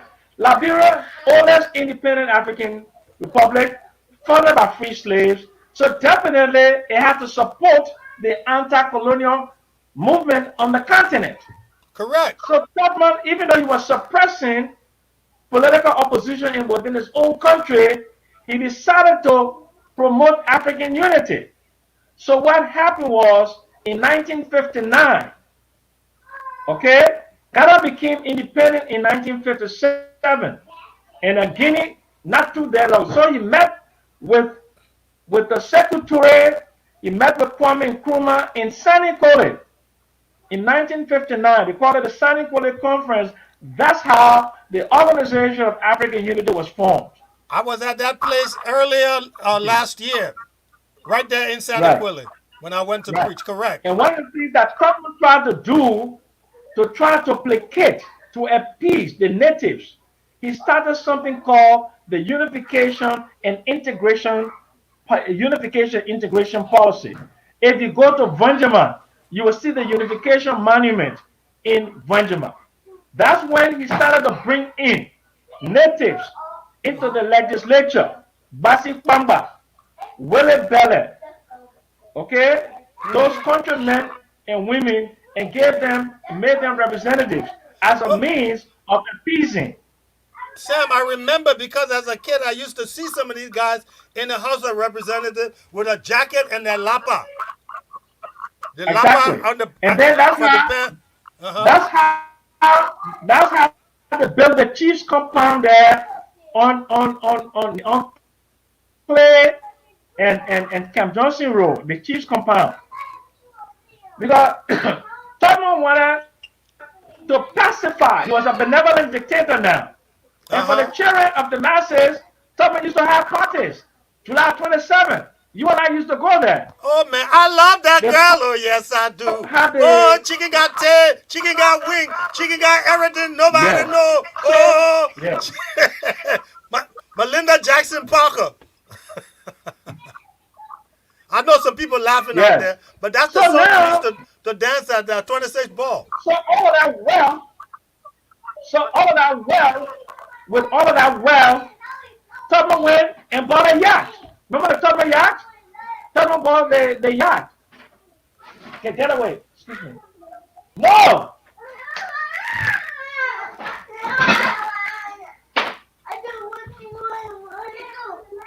Well, I said, I think my Oh, Denise, I believe I told you, I've already typed it in, that you can find the book at Barnes & Noble. It's texted in there. I didn't want to say it on the show, but the 30 Days to a More Powerful Vocabulary can be found at Barnes & Noble. It's right there. Thank you.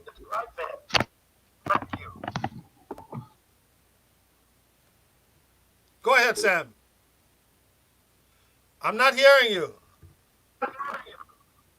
Can you hear me now? Okay, great. Okay. Yeah, now I can hear you.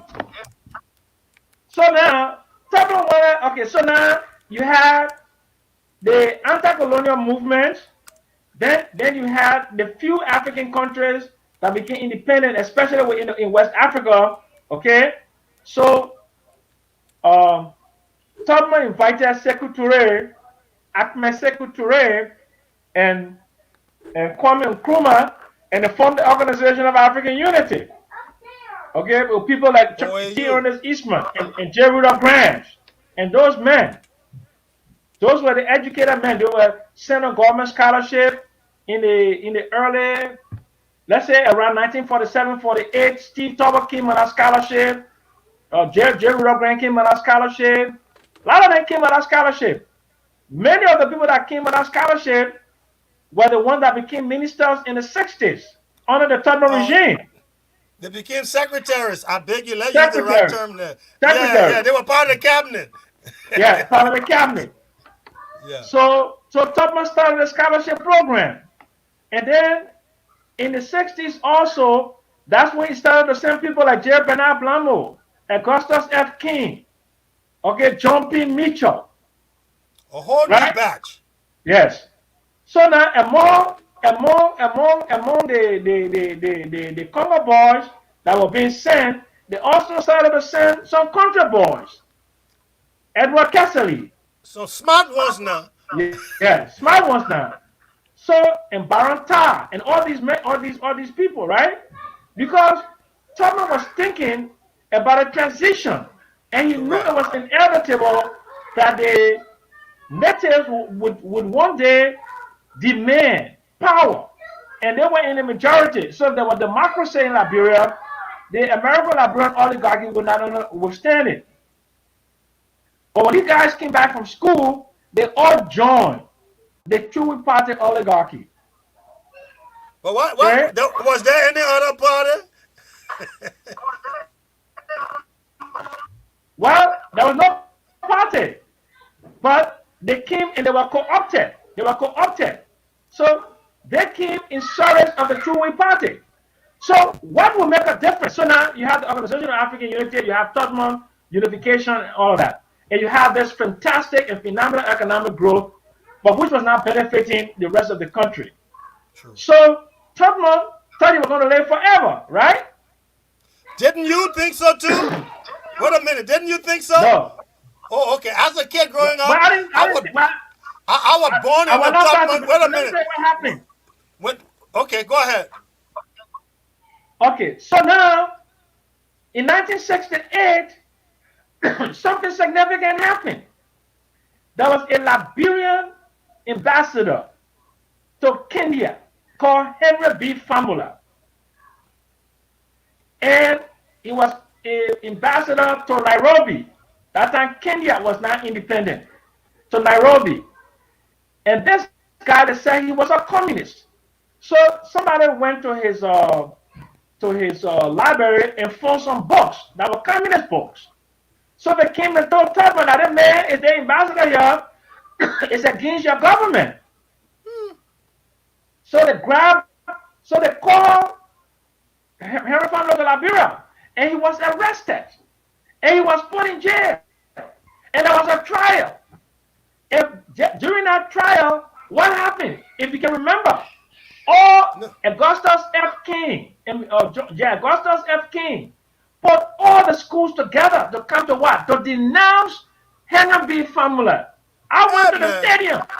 Yes, but you remember that? To denounce him. Wait a minute. Is this the same Augustus King who became Minister of Education? He was. Augustus F. King was minister at that time in 1968 during the Famula trial. And that's how come they arrested Abraham Famula Jr. They arrested the man for expanding his knowledge and his thinking and looking at different views. He intended to overthrow the government of Liberia. So they had a famous trial, the Famula trial in 1968.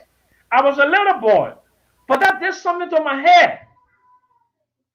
So that period when Liberia experiencing growth, there was enjoyment, but simmering under there was an unrest for the expansion of economic the rest of the country and also for political rights, democratic rights. So 1971, I think July 23rd, Tubman was in a hospital. He was now In London. 75 years old, was an old man, and he had, just like me, he had prostate cancer. He went for an operation. He took his doctor, Henry Benson. He took his butler, Jimmy Barrow. He took other ministers with him. You know when Tubman traveling, Tubman goes Entourage. with, right. Tubman did not have his yacht anymore because in 1969, Captain Jones, a Liberian captain, they gave him the yacht. They took it from the white man, and they thought that this Captain Jones, whose house is currently in Banda, I spoke to his son the other day. Okay, he got so Tubman used to go to Harper, and the only way to go to Harper was to come from Monrovia and take the boat, the yacht, to go to Harper, and then he would come back. So what happened was, there's a big rock in Harper, and the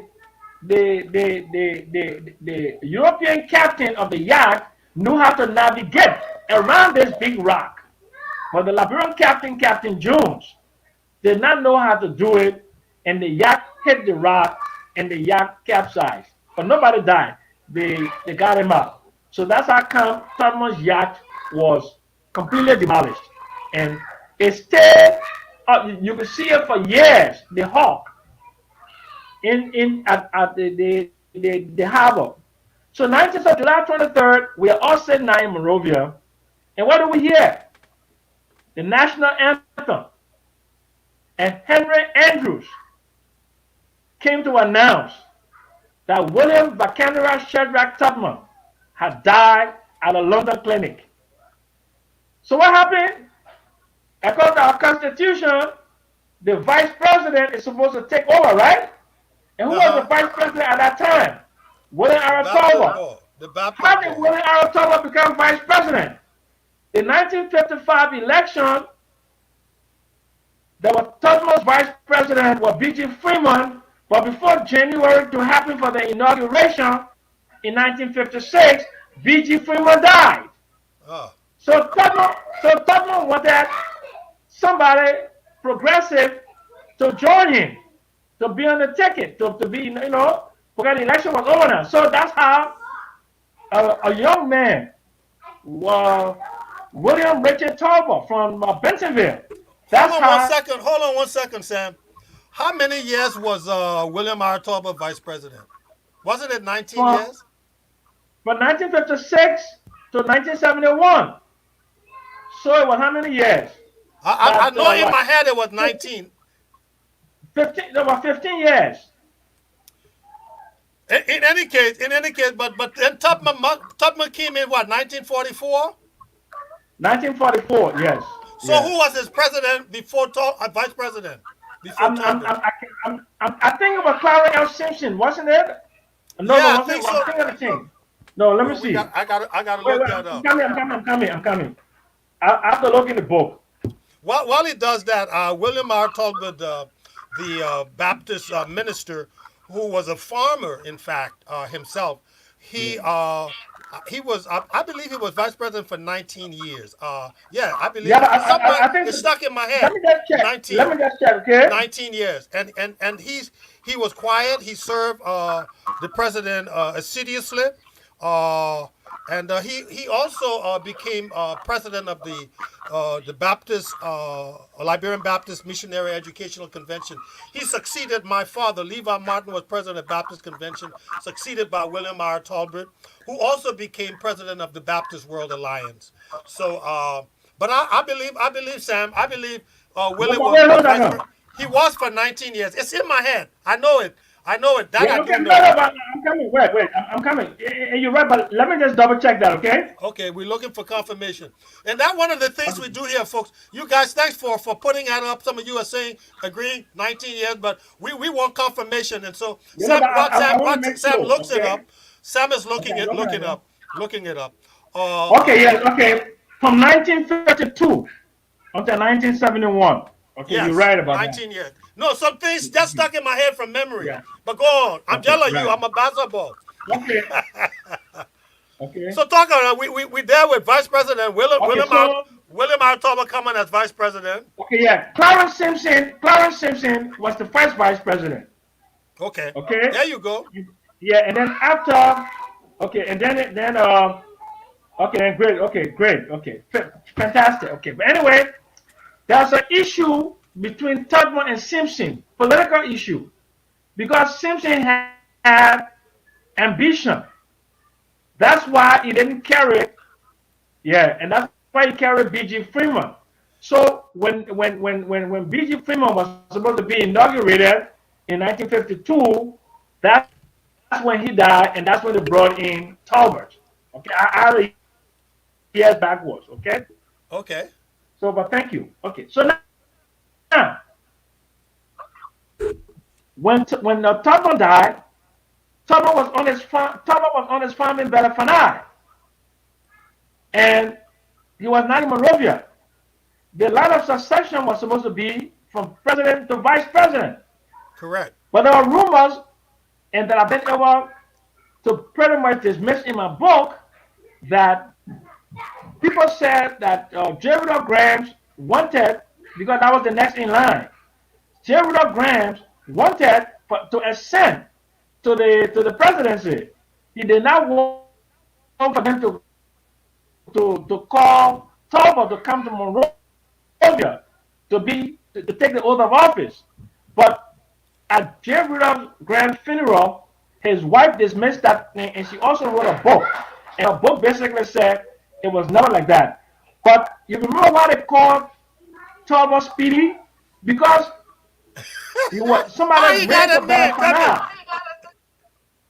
Somebody ran to Belafonte, and they told him, "My man, Talbot died." There were no cell phones, and there were no phone in the farm in Belafonte. True. Talbot was a pedophile. He liked young women. So he was on his farm with 13 and 14 and 15 and 16-year-old virgins. So he was there enjoying himself. And he could speak better. He was a very good better speaker. So he was Sam, on his hold farm, on, and the one that got him. hold it there, Sam, hold it there, Sam, Sam, hold on there, small. I mean, how you know the man was there with 16 and 15-year-old girl? All because when the man became president, he wanted to change the age of consent from 18 to 13 years, and we fought them. You remember that? You remember I that? remember They I wanted remember to the bring the age desire of to consent. change the age of consent. And there are people, there are many today, who make the point that the part of this unification policy was to go behind the young guys there in the Zoe bush, the gravel bush, and all that kind of thing. That's why the unification was coming in. That was part of the policy. But go on. Right, okay. But now, so then Talbot became president, 1971, right? July 23rd, right? So, but Liberia was a different country when Talbot took over, because Liberia native boys and girls have been going to school in America and coming back. And the radical progressive were coming back, like Tobana Tipote, Like Sam Jackson. Sam Jackson. Okay? Okay, but I had not gone yet, but I was in school in America. Okay? Well, would Tipotep be a part of this? People like but I'll come to the story of how power formed. Relax yourself. I'm gonna come to that story. Okay. So what was happening in the 60s now, in the mid 60s to the early 70s, that native boys and girls were not getting visa to come to America on their own. So people like Bob Bala, people like Moses Dopo, okay, people like Samuel Jackson, all of them started to leave Liberia and go what? And come to America to go to school. No? And of course, Some of us were not going to, some of them couldn't go to school because they didn't have scholarship. So what decided to do? They started to work in the factories here. So there was this mass influx of Liberians that came on the iron ore ship. If you remember the iron ore ship, yes, No, a lot of them came on that ship. I came here on Pan Am, okay? Okay. Francis Dunbar, the late Francis Dunbar, the late Francois Massaquoi. All the people were coming there, and where were they settling? They were settling in Brooklyn, New York. That's true. So Emma Sawyer there, like the Patrick Sawyer there, and other one that got scholarships, they were coming home now and teaching at the University of Liberia. Okay? So there was this realization that Liberia was not a democratic nation. The True Party did not have an opposition. So then they started to teach at the university, and they started to teach young men and women about democracy, about socialism. And they formed the International Union of Students, and they formed the Student Unification Party, and they formed they formed all those student organizations at the university. Former Famula, Eva Sawyer, and then Drew Mason were teaching at Cottington. Right? So all these young PhDs came to Liberia just about the time that Tubman became president. And what did they do? They formed the movement of justice in Africa called Moja. Remember that name of Moja? Oh, yeah, Moja I was remember formed. Moja. I remember Moja. Yeah. Yeah. So Moja was formed by Tipo and Emma Sawyer and Jamaian Stewart and Community Reset that were in school. Student leaders. So they were now, y'all say brainwashing. They were brainwashing the students now about democracy, about economic independence and all those kind of things. Economic justice. Yes, economic justice. So now, the young men and women that used to stay with the Congo people started to come to America. Moses Duopu, Bala, his name was Moses Mason, Tamaka Jangaba. All of us now started to come to America. You understand? So Brooklyn now became what? It became the center for us. And we used to meet Washington Square Park. That's how I had come. I had gone to high school in Michigan. I had gone to Japan. I came back from Japan. 1973, I moved to Brooklyn. And when I moved to Brooklyn, that's when I met Tom Wayu. That's when I met. Yeah, I met Tom Wayu.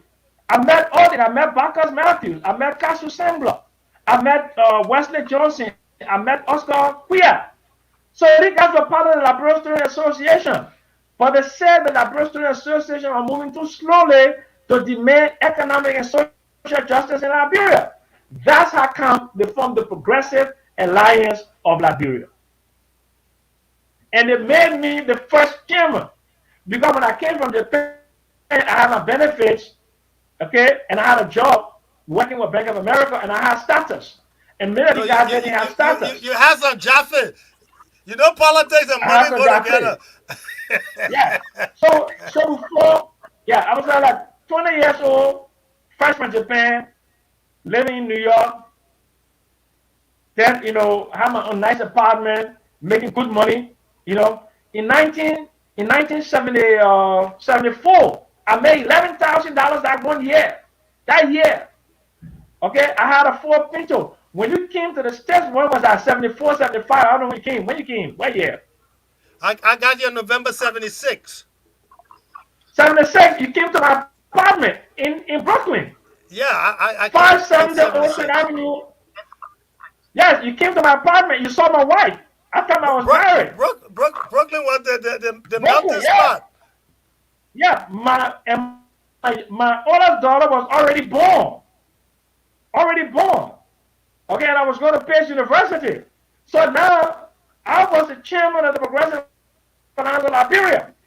That's how we formed this organization, had an office, and we started to publish a newsletter, really, called The Revolution. You remember that paper, The Revolution? All When I know, we I know. published the revolution, Dave Garnett and I had a paper in Liberia in '74 yeah, called The Observer. yeah, yeah, the observer. Yeah, But we besides that, did. because, but Cause y'all were listen, doing your thing the in America. revelation thing, Me and Dave Garnett were the doing our rev, thing at home. yeah, but remember the revelation, the story about the revelation, where Willa Russell and Jesus Weeks then went to jail. I I will come to remember that when they story. went to jail. As a matter of fact, there was an Yeah, article written in that magazine called "The Confession of Charles Martin." They yeah. did that Okay, because our paper was very supportive of the government, Dave Garnett and I. And I wrote an article, Who is Chipote? A pair of sandals? And so what they right. did was, what they did was they created a propaganda and wrote up Confession of Charles Martin. There was not no Right. confession, but they just wrote that as a headline. And it sold Yeah. a lot. And guess what? That same day, there was a citron sent by Steve Tauber at my house on Benson Street with the Haitian bodyguard Fritz to pick me up with Judy Bryant and Rosetta Stewart. Took me Yeah. up to where the place where Tauber stayed. It wasn't Bento, in Bento to inquire about what confession I had. Yeah. But let me tell This you. was '74. Okay, now remember the story between Steve Tolbert and Albert Port? Oh yeah, there was a great schism, a great struggle between those two. But tell people who Yeah. Albert Port was, because a lot of people we're talking to are too So young to know. yeah, remember Albert Port, remember Albert Port? Albert Port wrote a pamphlet called Liberalization of Goblin Business. Uh huh. When Tolbert became president, his family started to do what? Take advantage of economic opportunities. His Nepotism. brother, yes, Daniel Tolbert started to be the largest rice importer. Steve Tolbert Company, Mesurado Group of Companies, became a conglomerate. And then Stephen Tolbert was taking over other businesses, Correct. right? He was taking, he went to take over Vampla. He went all the stuff, okay? So when Albert Port wrote this liberalization of government business, he Steve, sued let me Albert say, Port for defamation. Sam, I beg you, I know about Albert Port. Please tell people about Albert Port. What did he do? Who was he? Please, just Albert so Port, people can know. Albert Steve Port, Tauber was the younger brother of the president. He was at that time yeah, Minister of Finance. Minister of But tell Finance, us about Albert Minister of Port. Finance. Albert Port was a descendant of one of the people that came on that break Cora. Remember I told you about the Ports, the Best, the Weekses, the Barclays, and they came in 1865. Okay, Yep. Albert Port's parents came on that vessel, From on that West Indian group. and that was Indian group. They came from Barbados. They were Bayesians. And when did they move? They moved upriver. They settled in Crocherville. Okay, and they were very productive. The Weekses, they still go to church in Crocherville. Okay, No, but what the point I want you to make about Albert Port? He was a political critique. but I He will wrote tell. some. But I will Oh, tell. okay, I will tell yeah, that point. okay. Albert Port was when he was in 19 the issue of Fernando Po. Albert Port was a young man who wrote against that thing. He was one of the people that caused that caused CDB King to resign. Okay, Oh, Albert Port was a pamphleteer, was a political agitator. He gave every president that came there, he gave them a hard time. he He was a kept writing. prolific All he pen. did was he wrote. Yeah. Prolific writer. So he wrote against Tubman, maybe against King. King resigned. He wrote against Barclay. And when Barclay's term was over and Tubman took over, he started to criticize Tubman. There's one of the letters I quoted in my book. When Tubman Yes. bought the yacht, he wrote a pamphlet against Tubman buying the yacht. Or like 1950s something, early 50s. So Tubman wrote him a letter. He asked Albert Port, he said, but Albert Port, You don't pay taxes, you're just a political agitator. He says the whole government does not have a way to get to the southeast. When it's raining, we cannot take the road to go there. If I buy a yacht to make it easy for me to take let us there. What business is it for you to criticize that? You say you're just a cantankerous old man. So our put was a pain in Thomas' flesh. When Thomas came, when Steve Thomas had to take over all the businesses, he wrote this pamphlet, Liberalization of Governing Business. And it was that pamphlet that got Albert Port in trouble. They sue Albert Port. And then the students at the University of Liberia who were writing now to see that our eyes are starting to get open. Mm-hmm. Willa Russell, Jesus, the late Willa Russell now. Yes, they had the revelation. And the revelation wrote something that they didn't like. The government didn't like. The government said it was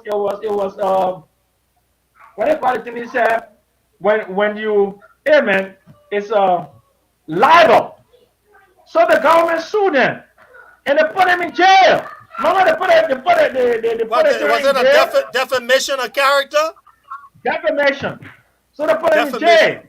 Okay. So now there was a coalition of women that put together, and it was a very tense time in Monrovia over the revelation.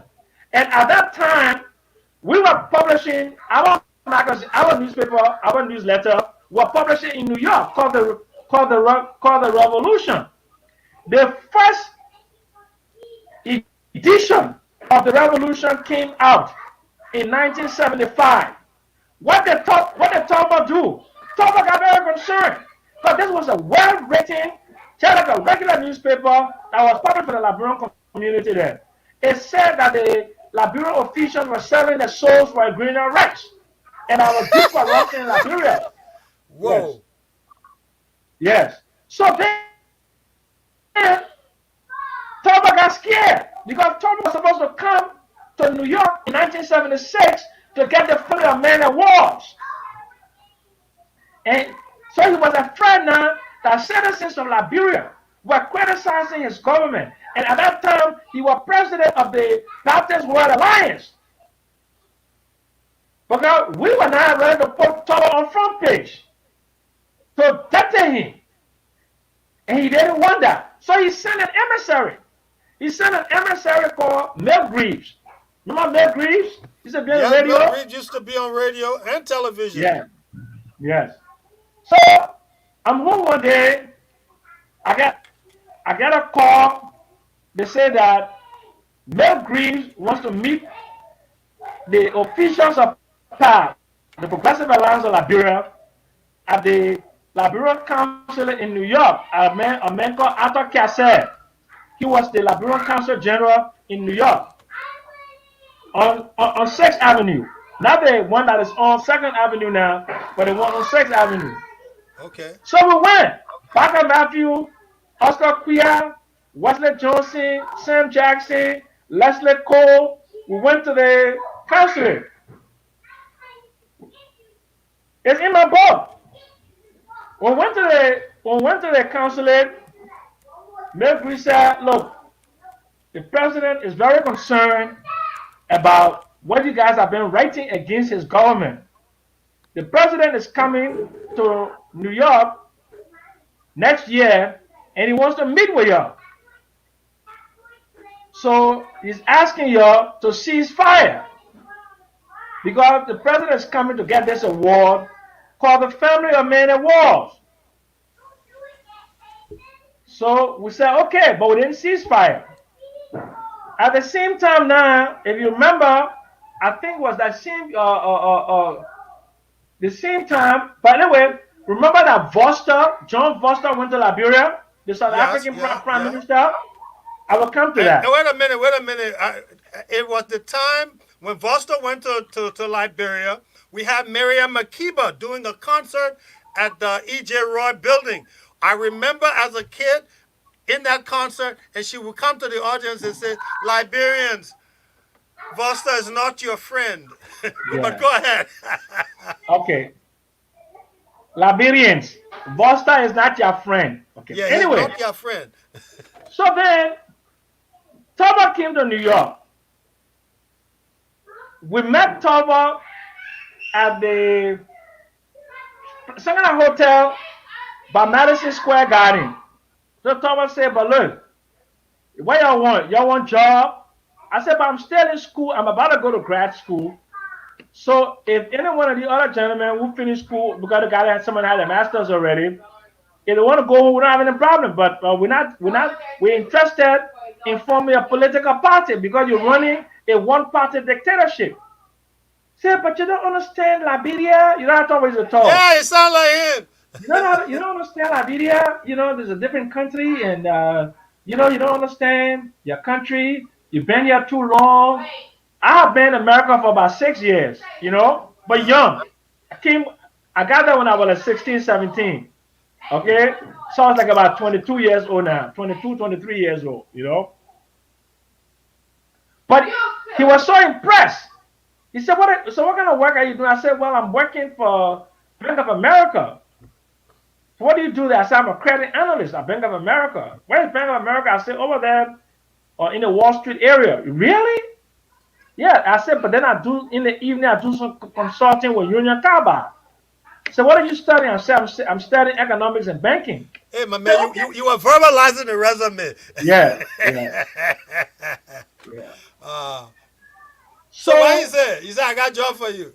Oh, but eventually they will bring me home. I will come to that point. So then he told Oscar, but Oscar Hold on 1 second. Gentlemen, those of you who like to come over here and act like you know Sam Jackson, please listen to the man's own story from his own mouth, so that you do not have to write fantasies or fallacies or be one who's involved in prevarications or things of that nature. So, Sam, go ahead, verbalize the story you're telling us. As it is aligned with Liberian history. So Toba came and we met him, and then he said, I'd like to invite you to Liberia. I said, well, I said, but right now I'm busy because I'm that year I was graduating from Page University and I was about to go to grad school, So I was about to go to Rhode Island because I didn't want to go to grad school in New York. It would have taken me 3-4 years. I wanted Too much distraction. Yeah. So I wanted to go knock it out. So I took my ex-wife, and at that time we had only one child, my oldest daughter, and we moved to Rhode Island. And I started going to Johnson & Wales University and then Providence College. To Johnson & Wales University to get enough credits because I did economics and banking at Page. I didn't have enough financial accounting credits and stuff. So I went and did another degree, okay, at Johnson & Wales. Then I went to Providence College to do my MBA, right? Okay.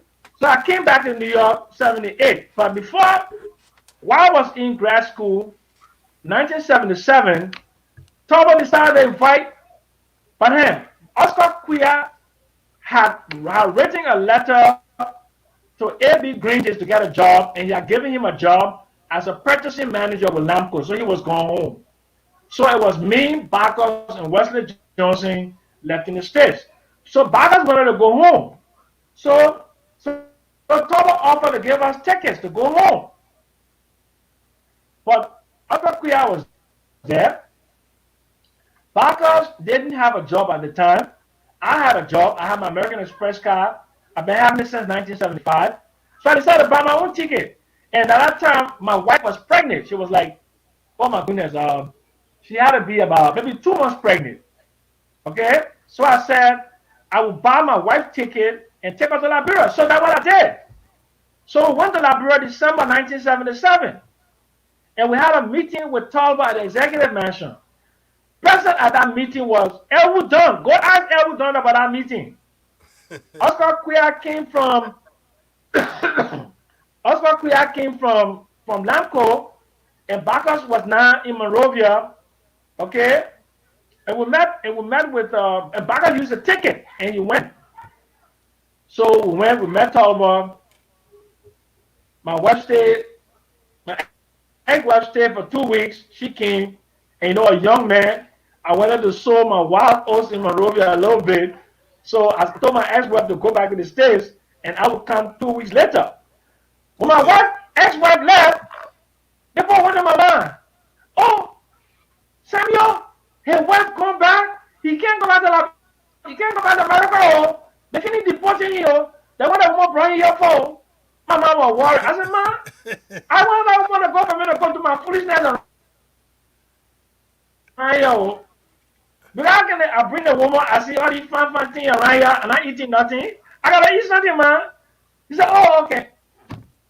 Now I come I stayed until January of 1978, which was my last year in grad school.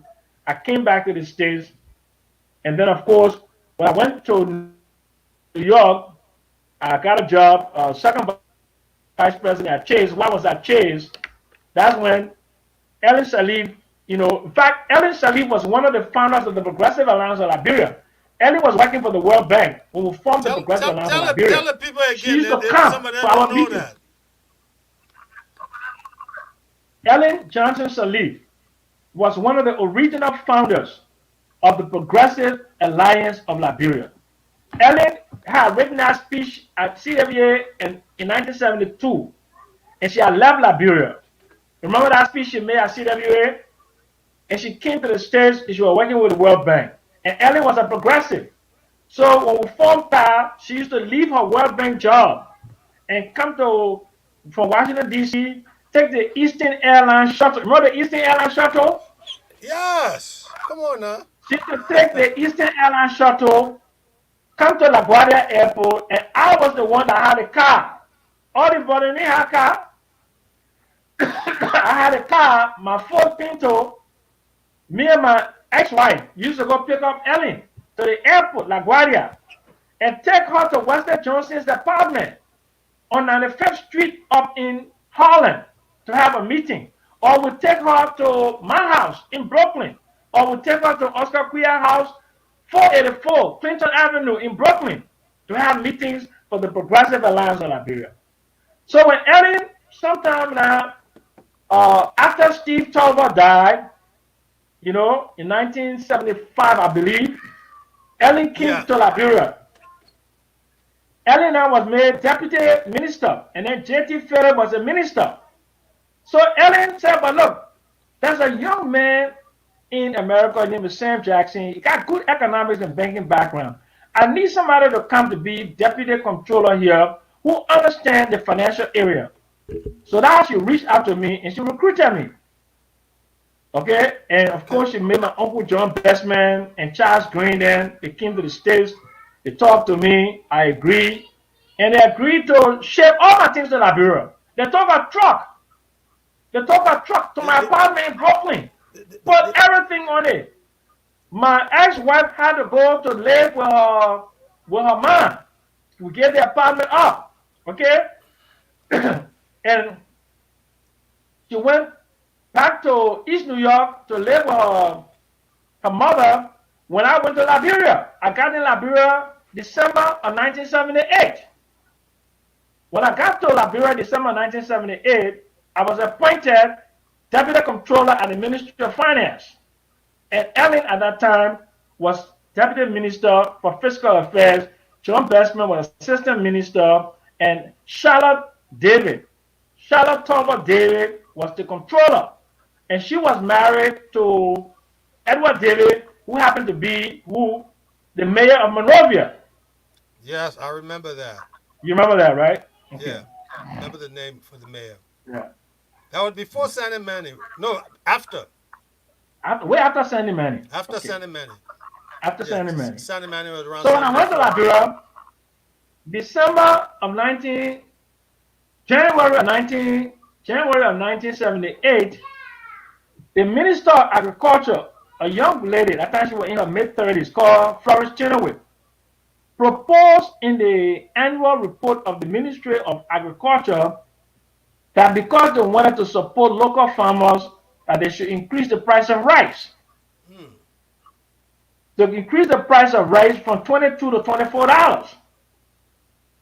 But that is when Bacchus was in Liberia now, and Bacchus was forming the a local branch of the Progressive Alliance of Liberia PAL in Liberia.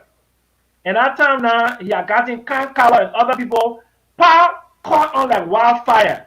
Moja was more like an intellectual group, you know, socialism. That met at the coffee house and We're have more, yeah, more philosophical.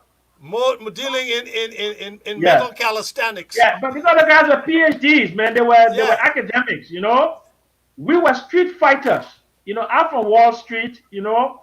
yeah. So so then we said no, you ain't gonna increase the price of rice because we did our economic analysis and found out if you increase the price of rice, the people Create in hardship. Liberia will not be able to afford it because there'll be hardship.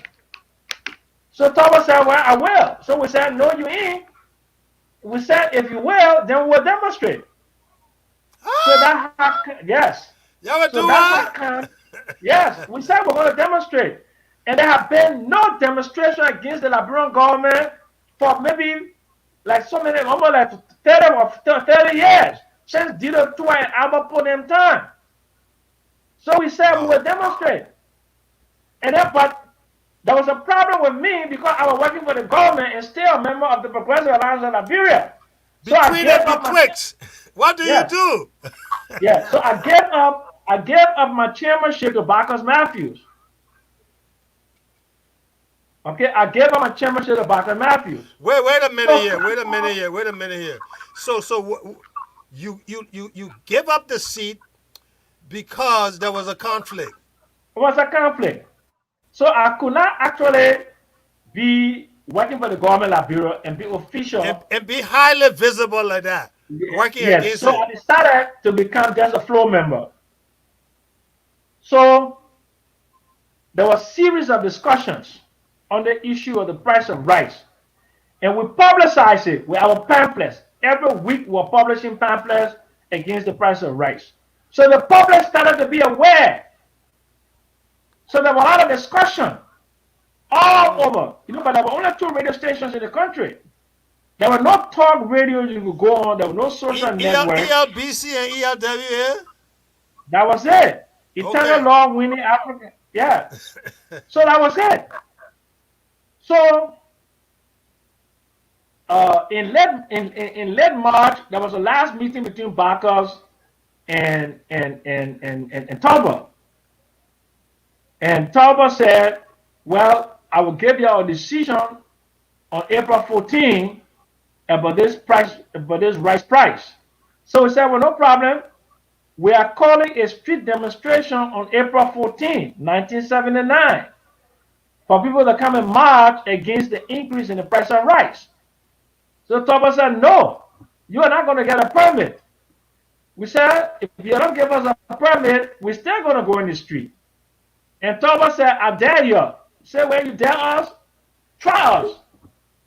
That was the first time in Liberian history now, boys from New York now, who have seen the civil rights struggle in America, right? Who understood about rights and privileges in America and American democracy. That was when we decided to take a stand against the government of Liberia. So April 13, our put the ever peacemaker went to Talbot and said, let me negotiate because I'm afraid if people go in the street tomorrow, people could get killed. Okay? So he came to us and said, gentlemen, you're not going to the street tomorrow, we beg you. I beg you. Our put wrote about this day in his pamphlet called The Day Monrovia Stood Still. Go Google it now. I remember reading that. I remember reading that Yeah. myself as a young man. Yeah. The Day Monrovia Stood Still.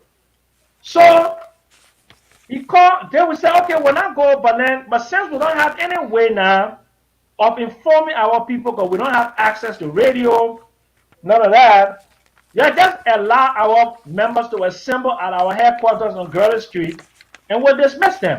You follow me? Mm-hmm. Okay. So he went back to Talbot and told Talbot, I have a compromise. The PAL guys, the PAL members are saying that they will not demonstrate. At that time now, the movement of Justice for Africa, Communist Research, Jamuel Stewart,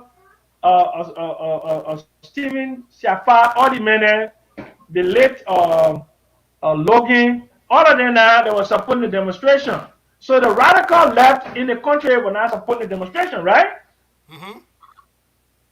So he went back to Taba and said, okay, the people said they want to just assemble. Taba said, no, they will not assemble.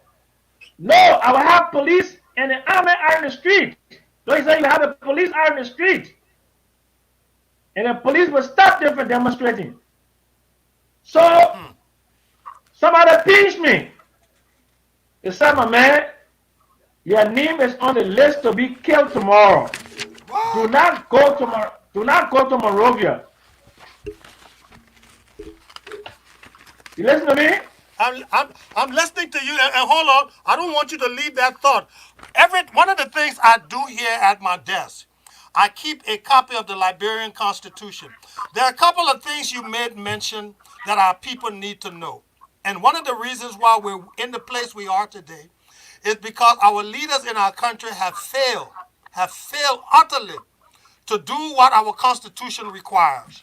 One of the things you talk about is it is after people start getting educated and start thinking freely, they begin to understand and do things for ourselves. The one thing I keep trying to tell Liberians is get a copy of the Liberian Constitution. While Sam is gone, I will talk to you for a moment. While Sam is gone. And let me say this, why I continue to push this. It's because our people perish for a lack of knowledge. Our people perish for a lack of knowledge. And every time when you try to speak audibly and speak in a way that will help lift us up, our people are afraid. One of the things that the founders of our country did in the Constitution was they wrote a part of it, Article 10. It says the Republic shall ensure the publication and dissemination of this Constitution throughout the Republic and the teaching of its principles and provisions in all institutions of learning in Liberia.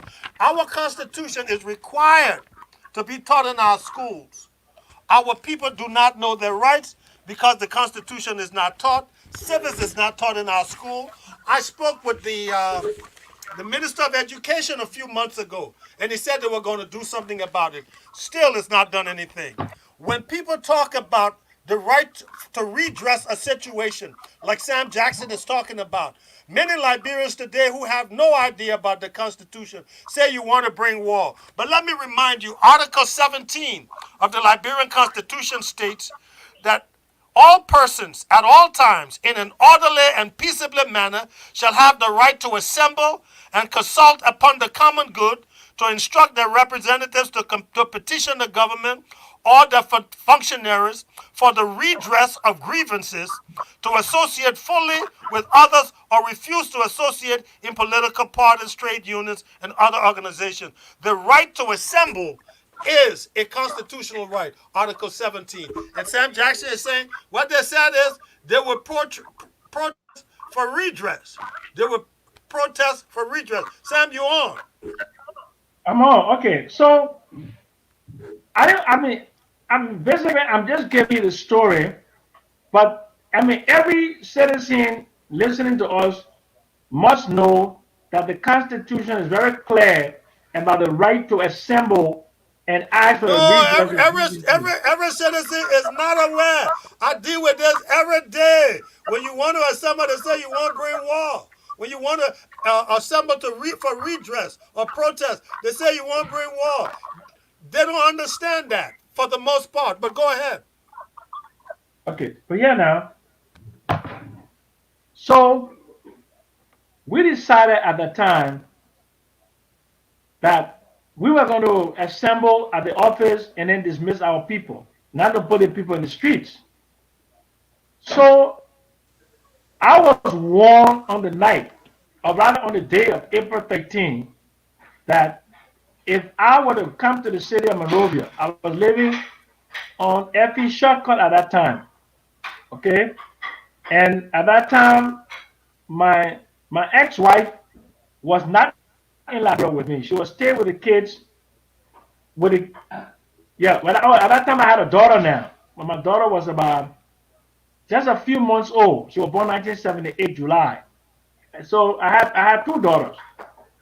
So then I decided to leave the city of Monrovia and go near the border, which was Mana River. You follow me? I'm following you. I just want the audience to know we got only 15 minutes left, Sam. So I want you to move on, and then if anyone wants to call for a question, to ask you a question, we can do that before you leave. Yeah. But Go anyway, ahead. but then we can stop now. So there was a okay. So the people were trying to assemble, and the government started to fire and kill them, and then they just ran in the street, and there was massive looting that day, April 14, and several hundred people were killed Wow. on April 14, 1979.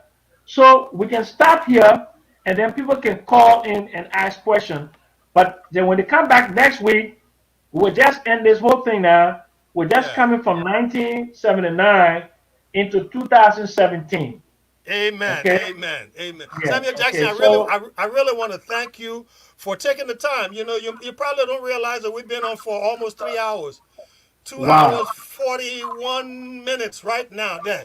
Folks, ladies and gentlemen, I know you out there. I can see you out there. Many of you have been texting in. If you have a question for Sam Jackson, please dial that number 732-754-9172, or you can text your question in. I will just tell him who you are and throw in your question. So we're waiting for the phone to ring. Remember, right now we have 15 minutes before we get off. 15 minutes. And for many of you who were trying to get aboard tonight, listen, I want to admonish you. Charles Levi Martin has it allotted 5,000. Go to Reverend Charles Levi Martin, because everything that's done on Charles Levi Martin can be seen on Reverend Charles Levi Martin or C. Levi Martin Ministries. But if you have a question for Sam Jackson, if you have a question, please dial in 732-754-9172 or text in your question.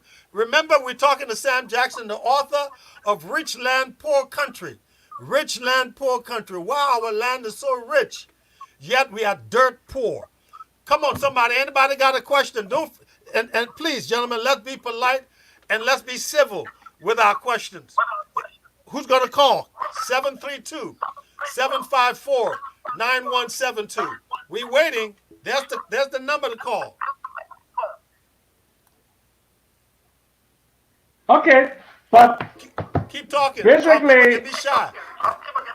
yeah. But look, here is the. If you look at the history of the country, and it all boils down to the economics, the political economy.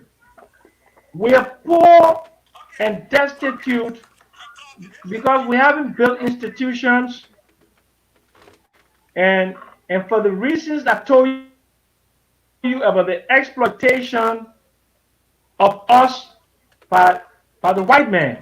But we are responsible for our own. Somebody calling you? Yes. Somebody calling? Hello? Hello? Hello, who's the caller? What's your name? Hello, you're on the air. Hello?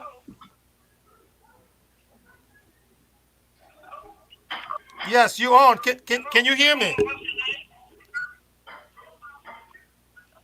Do you have a question? Well, I have a caller here that's not speaking. Hello? Hello? You're on Can the. you hear me? Yeah, I can hear you. Can you lower your whatever you're listening on? Hello? Yeah, I can hear you. Can you lower your computer or Let him, phone? let him turn his Facebook thing on. Let him turn it down. Yeah, Can lower. you hear me? Yeah, I Yeah, can because hear you. you What's your got in name? that mode. Speak.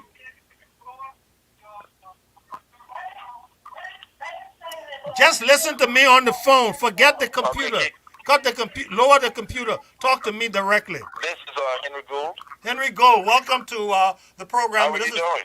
I'm doing very well. This is Reverend Charles Levi Martin. Good to hear your voice. Have you been listening to the program tonight? Talk to me on the phone. Forget the computer. Go. Go. But look, What is your Martin, question? Yes, I have. I don't have a question. However, I just... Okay, so I don't have a question, but I just called to commend you guys for...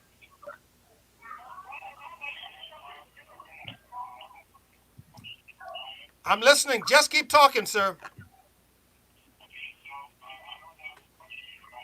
He listening to himself. He listening to himself. Informative history that you are giving to the Liberian...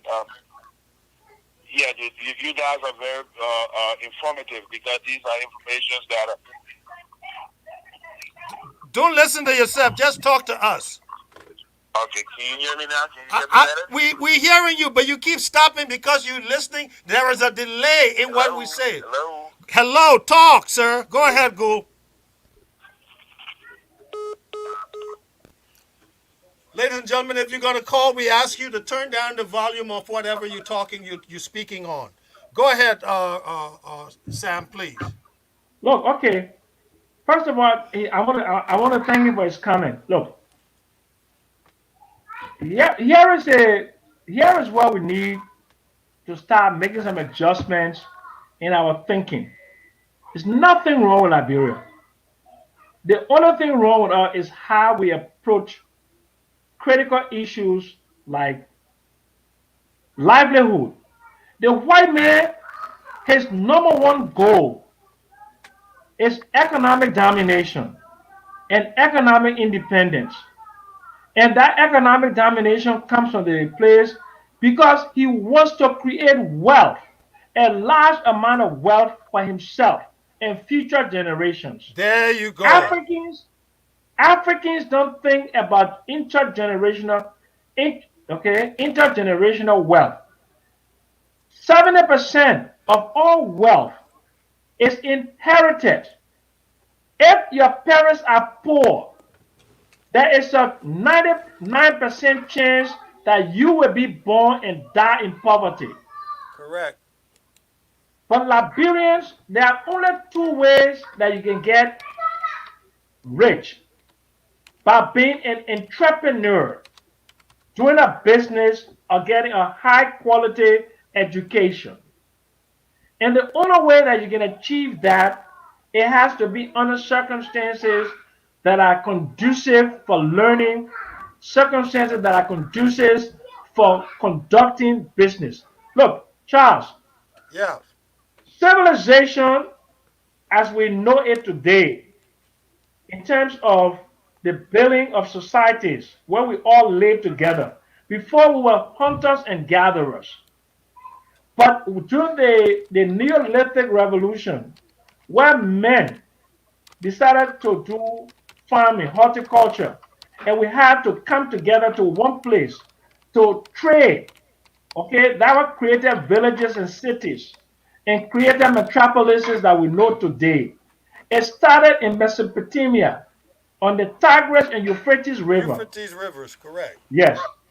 We must understand that the one purpose of civilization is the continuity of the values and tradition of an earlier generation, and also the transfer of knowledge and wealth.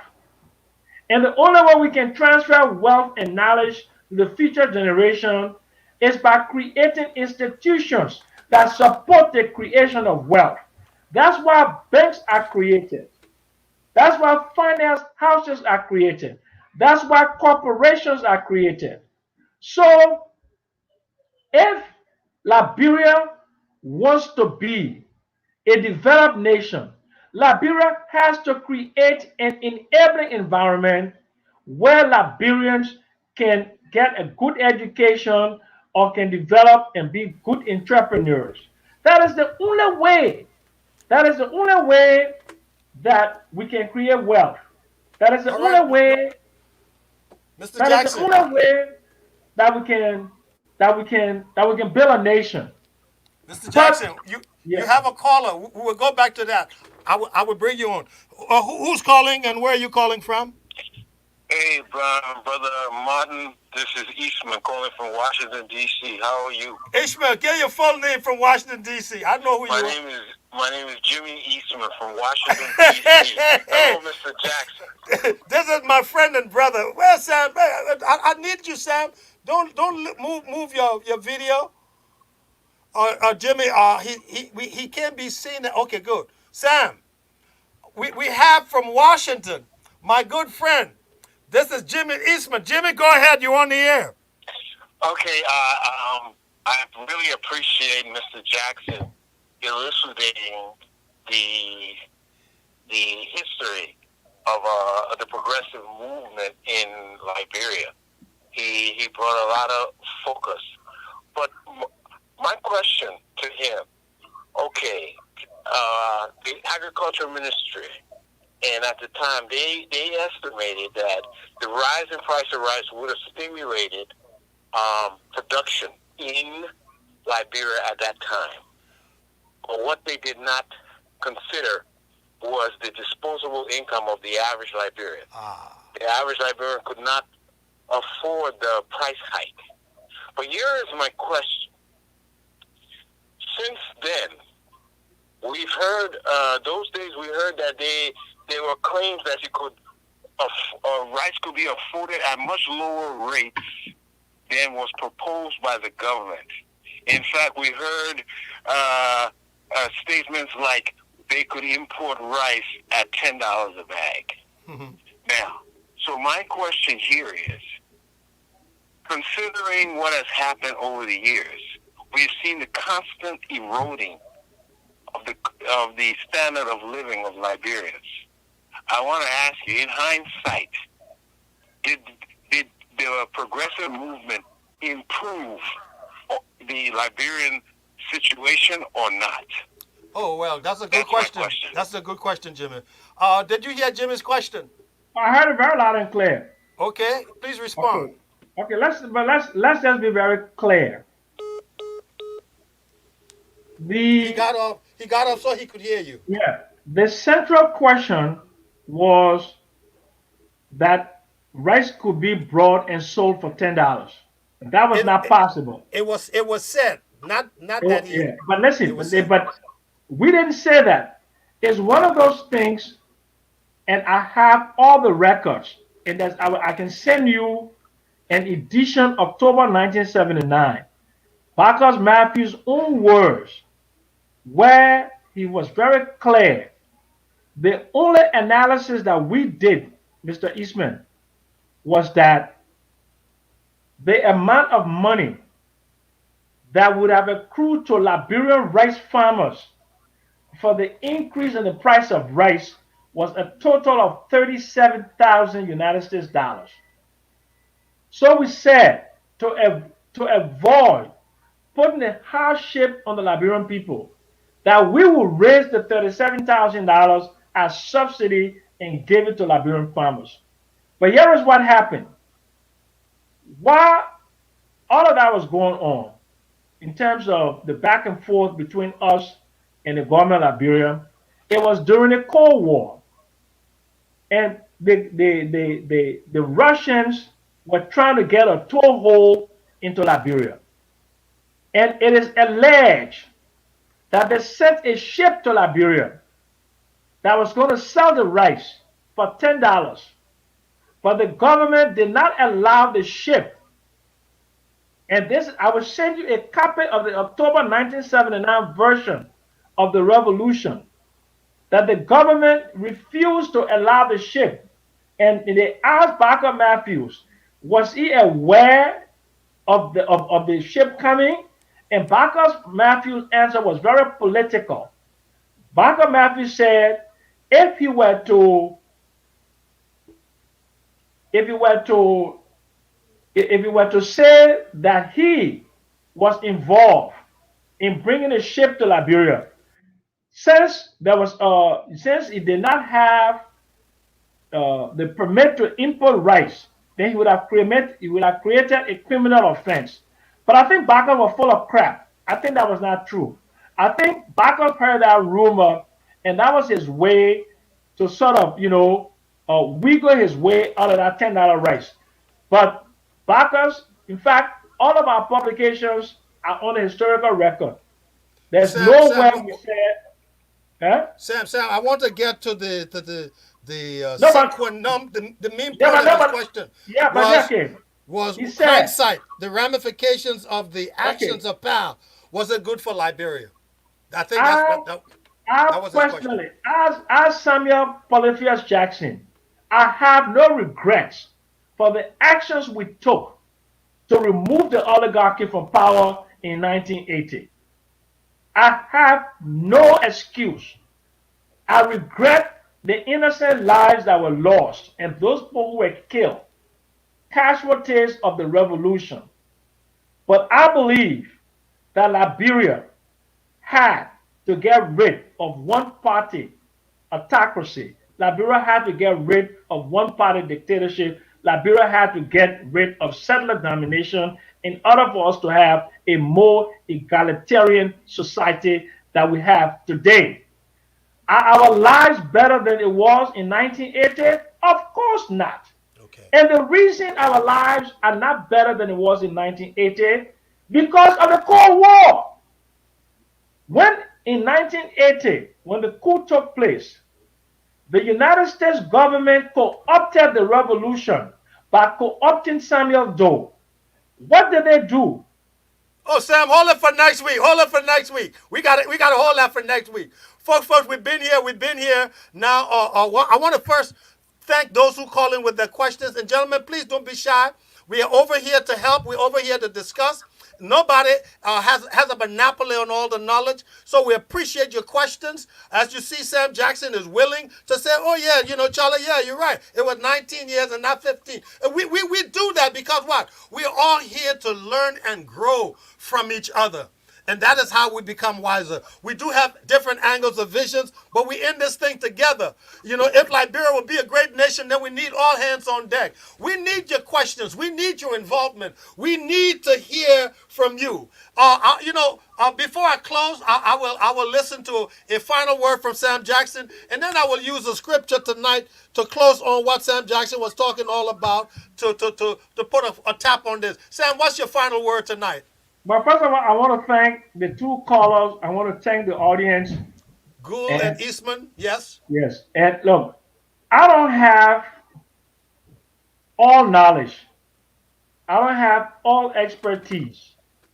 I'm not arrogant to think that I have all the answers for Liberia. But what I was able to do in my book, which is on Amazon, I Show it was up. able Let's see to, it. yes, I was Rich able, land, poor country. yes, I was able to write a history if on the political and economic history of Liberia. This is the largest volume of any Liberian book written by a Comprehensively. Liberian ever. This is almost 600 pages. The only other book as written that is bigger than this on Liberia is the Charles Henry Hubridge, The Political and Legislative History of Liberia by Charles Henry Hubridge, the Hubridge history that were written in two volumes in 1947. The Political and Legislative History of Liberia that I quoted from extensively to write my book. There are other people that wrote books like Harold Johnston. Okay? There are many other people that have written books like George Clay Keir, like Patrick Burroughs. Correct. I don't claim to have any knowledge close to those people, but I wrote a book as an economist to analyze why such a rich country with a bountiful Natural quantity, resources. Yeah. natural resources, 350 miles of Atlantic Ocean. We have the largest uh, wood, the largest forest area in the Upper Guinea forest. We have 17 rivers. We have so many mountains of gold, diamond, manganese, bauxite, and other minerals that have not been explored. In a small 43,000 square mile area with a small population of 5 million people, and yet we have been unable to overcome the basic challenges of life. To just be able to live and eat in Liberia, Charles, is a challenge. Yeah, I know. Look, 50% of the people in Liberia go to bed hungry every day. There's food insecurity. Over 60% are malnourished. 1,072 women die in childbirth per 100,000. This is an important thing I want you to tell you. 30% of all young girls between the ages of 15 and 19 have babies. They get pregnant. 30%. That is the highest in the world. Are you there, Charles? I'm listening to you. I'm listening to you. I'm taking notes. 30%. 50% of the people in Liberia do open defecation. They poo-poo outside. They don't have indoor toilet to poo-poo. 90% of them, when they poo-poo, they don't wash their hands. And close to that, don't have safe drinking water every day. Yes. And only 7% of the population have access to electricity. 99% of the population don't have access to pipe-borne water. The average life expectancy for Liberia is 62 years. The median age in Liberia is 18.9 years. The per capita GDP of Liberia is the fourth poorest on the planet. We are also, in terms of manufacturing, less than 4% of our GDP is in Sam, go back. manufacturing. What's the median age? What's the median age? 18 to 19 years, that's the median age 18, of Liberians. 18, because it sounded like 80, and I knew you said 18. 18, the median. 18. So we are a young country. 18. We're a young country. But that is the reason why the coronavirus did not decimate Liberia. Because of the age.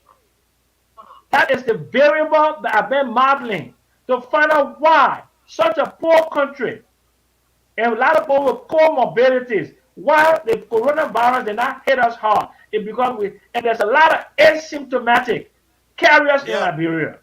Yeah. Okay? We need to change. To change. And that change there does not come from the government. It comes from the bottom of society. A country cannot grow without demanding. Power concedes nothing without a demand. And it doesn't have to be a physical demand. Can you make that statement one more time? Power what? Power concedes nothing without a demand. A country gets the government it deserves. A country gets the government it deserves. All of the people, Charles, who have been presidents of Liberia, with the exception of the first few, since Hillary R.W. Johnson. Okay, he was the first Liberian president to be born in Liberia. Since that time, all the presidents have been born in Liberia. And because if you're born in Liberia, you know the objective circumstances in the country. You know what this country is all about. Yet, take the case of Mr. George Weah, and I will end it on him. This is a guy that was born in the belly of the beast, in one of the poorest poverty on the planet. That God blessed him with some nice feet, artistry. He becomes president of the country. And this is the same man who is neglecting to improve the lives of where he came from. George Weah has not built one public toilet in Gibraltar. One public toilet. George Weah has not built one hand pump in Gibraltar. George Weah has not built one borehole. You know the borehole to make a well? The borehole. He has not built it in Gibraltar. George Weah does not have a fitting school in Gibraltar. He doesn't have a clinic in Gibraltar. He doesn't have a Not business priorities. in Gibraltar. He doesn't have a factory in Gibraltar. He doesn't have a laboratory in Gibraltar. He doesn't have a small business that supports other satellite business like making little market.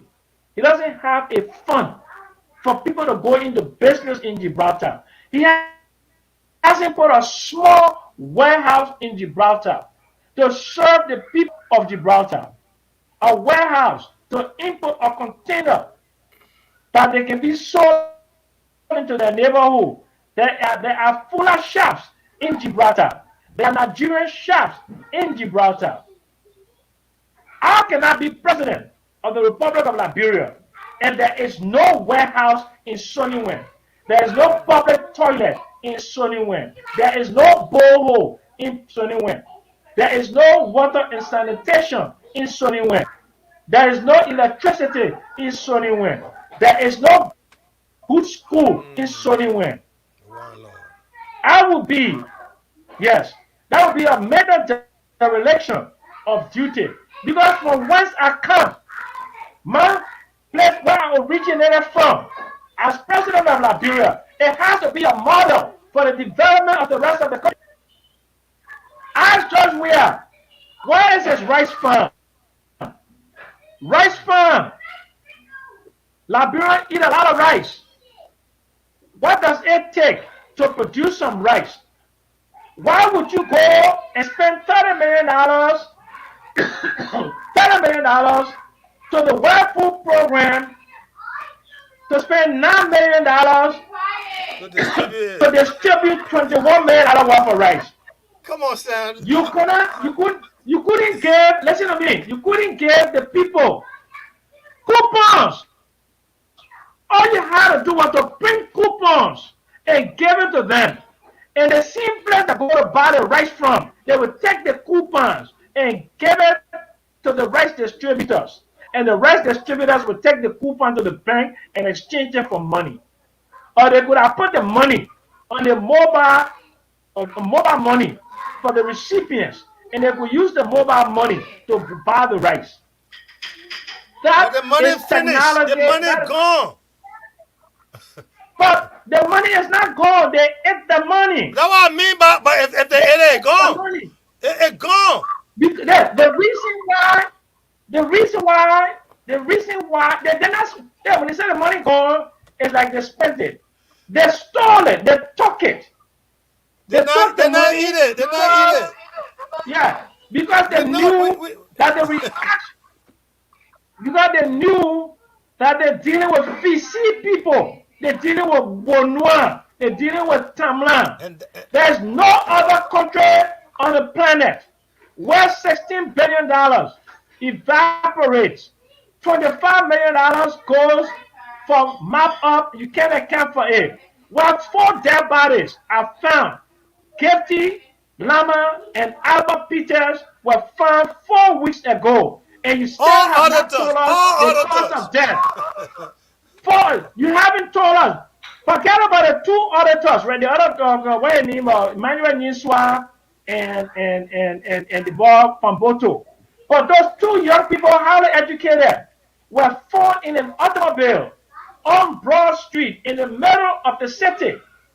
And you have not told us the causes of death of the very 2 promising citizens of the country. And then they call that murder, but we need the perpetrators. Yeah. But we know. Let the police, my man, sometimes it takes a year, 2, 3, 4, 5 to solve a case. But the first thing the police does is tell the public the cause of death. You have to know the cause of death. What if it's a serial killer going around? What if they die from some noxious fumes or something?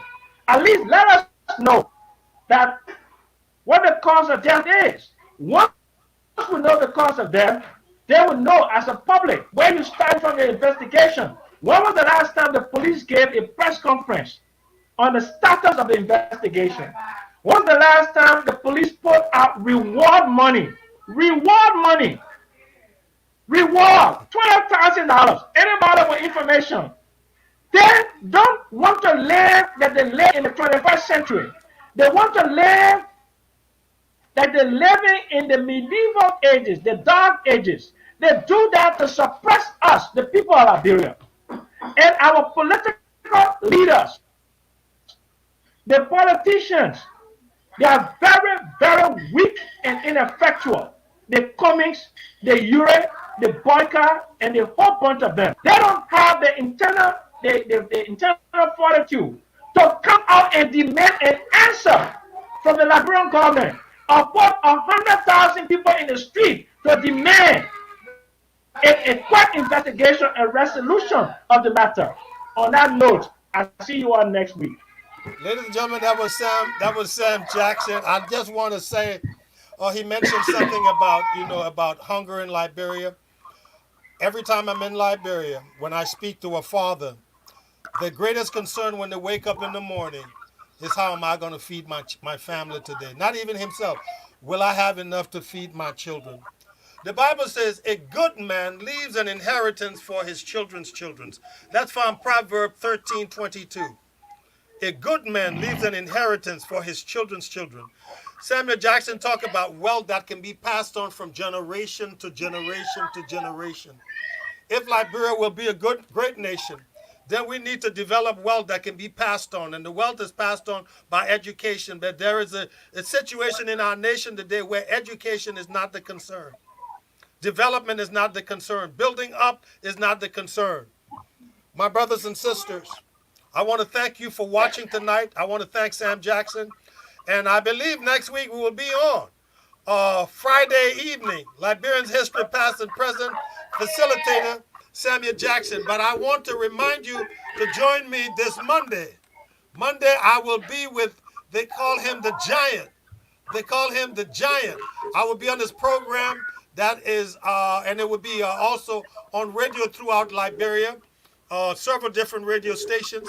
And I'm going to be with Ashford the Giant. He wants to speak to Reverend Martin and ask him a few questions. So I will be there. And Sam, I want to thank you for connecting your own life with Liberian history, the president, people like Barker's Matthew, and the changes that's happened in our country, in our world. You guys, thanks for watching. Make it a practice to join us on Friday for history class. Friday for history class. I'm Reverend Charles Levi Martin, and I will be seeing you next week at this same place at 7 p.m. 7 p.m. I enjoyed being with you guys, and I want to thank you for taking the time to be with us tonight.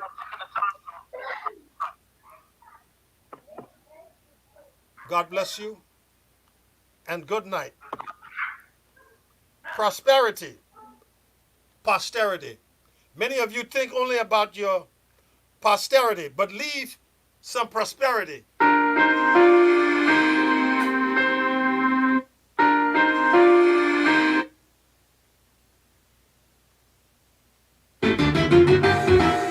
Yeah!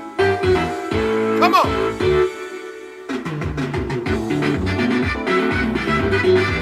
My name is Reverend Charles Levi Martin. I'm here on Wednesday for a Bible study. Sunday morning, 11 a.m. for worship service. Get the preach word. On Friday, Liberia's history, past and present. Read that. I will make my debut on my first appearance on Bridge Radio, Africa, and several other radio stations in Liberia on Monday. 5 p.m. on Monday. Right here. Dance with me.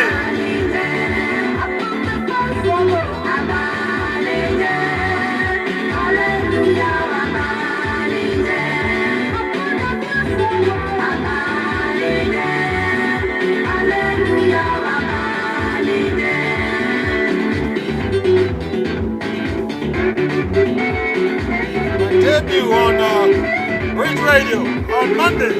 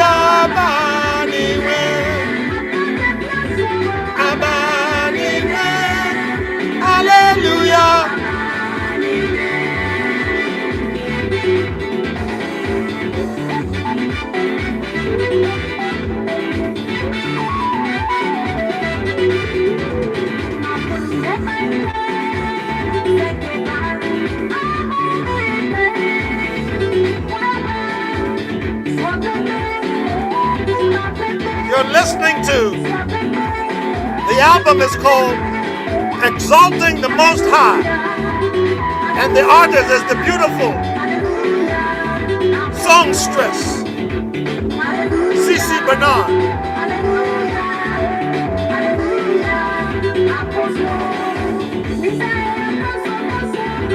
CC Bernard.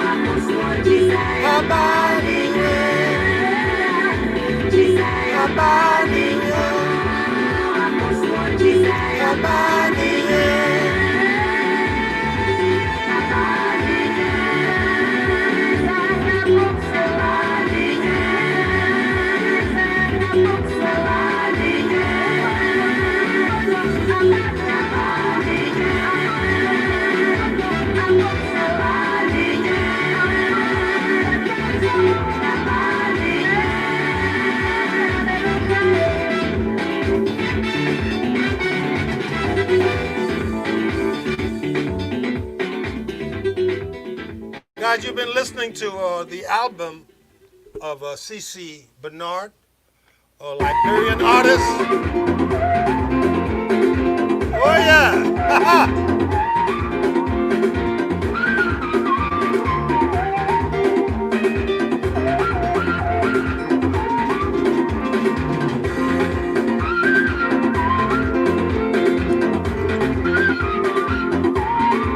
Come on!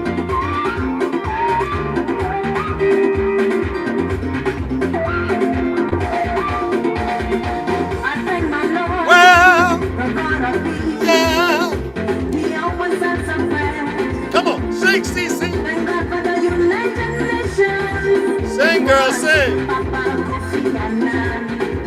Come on. Yeah. Sing, girl.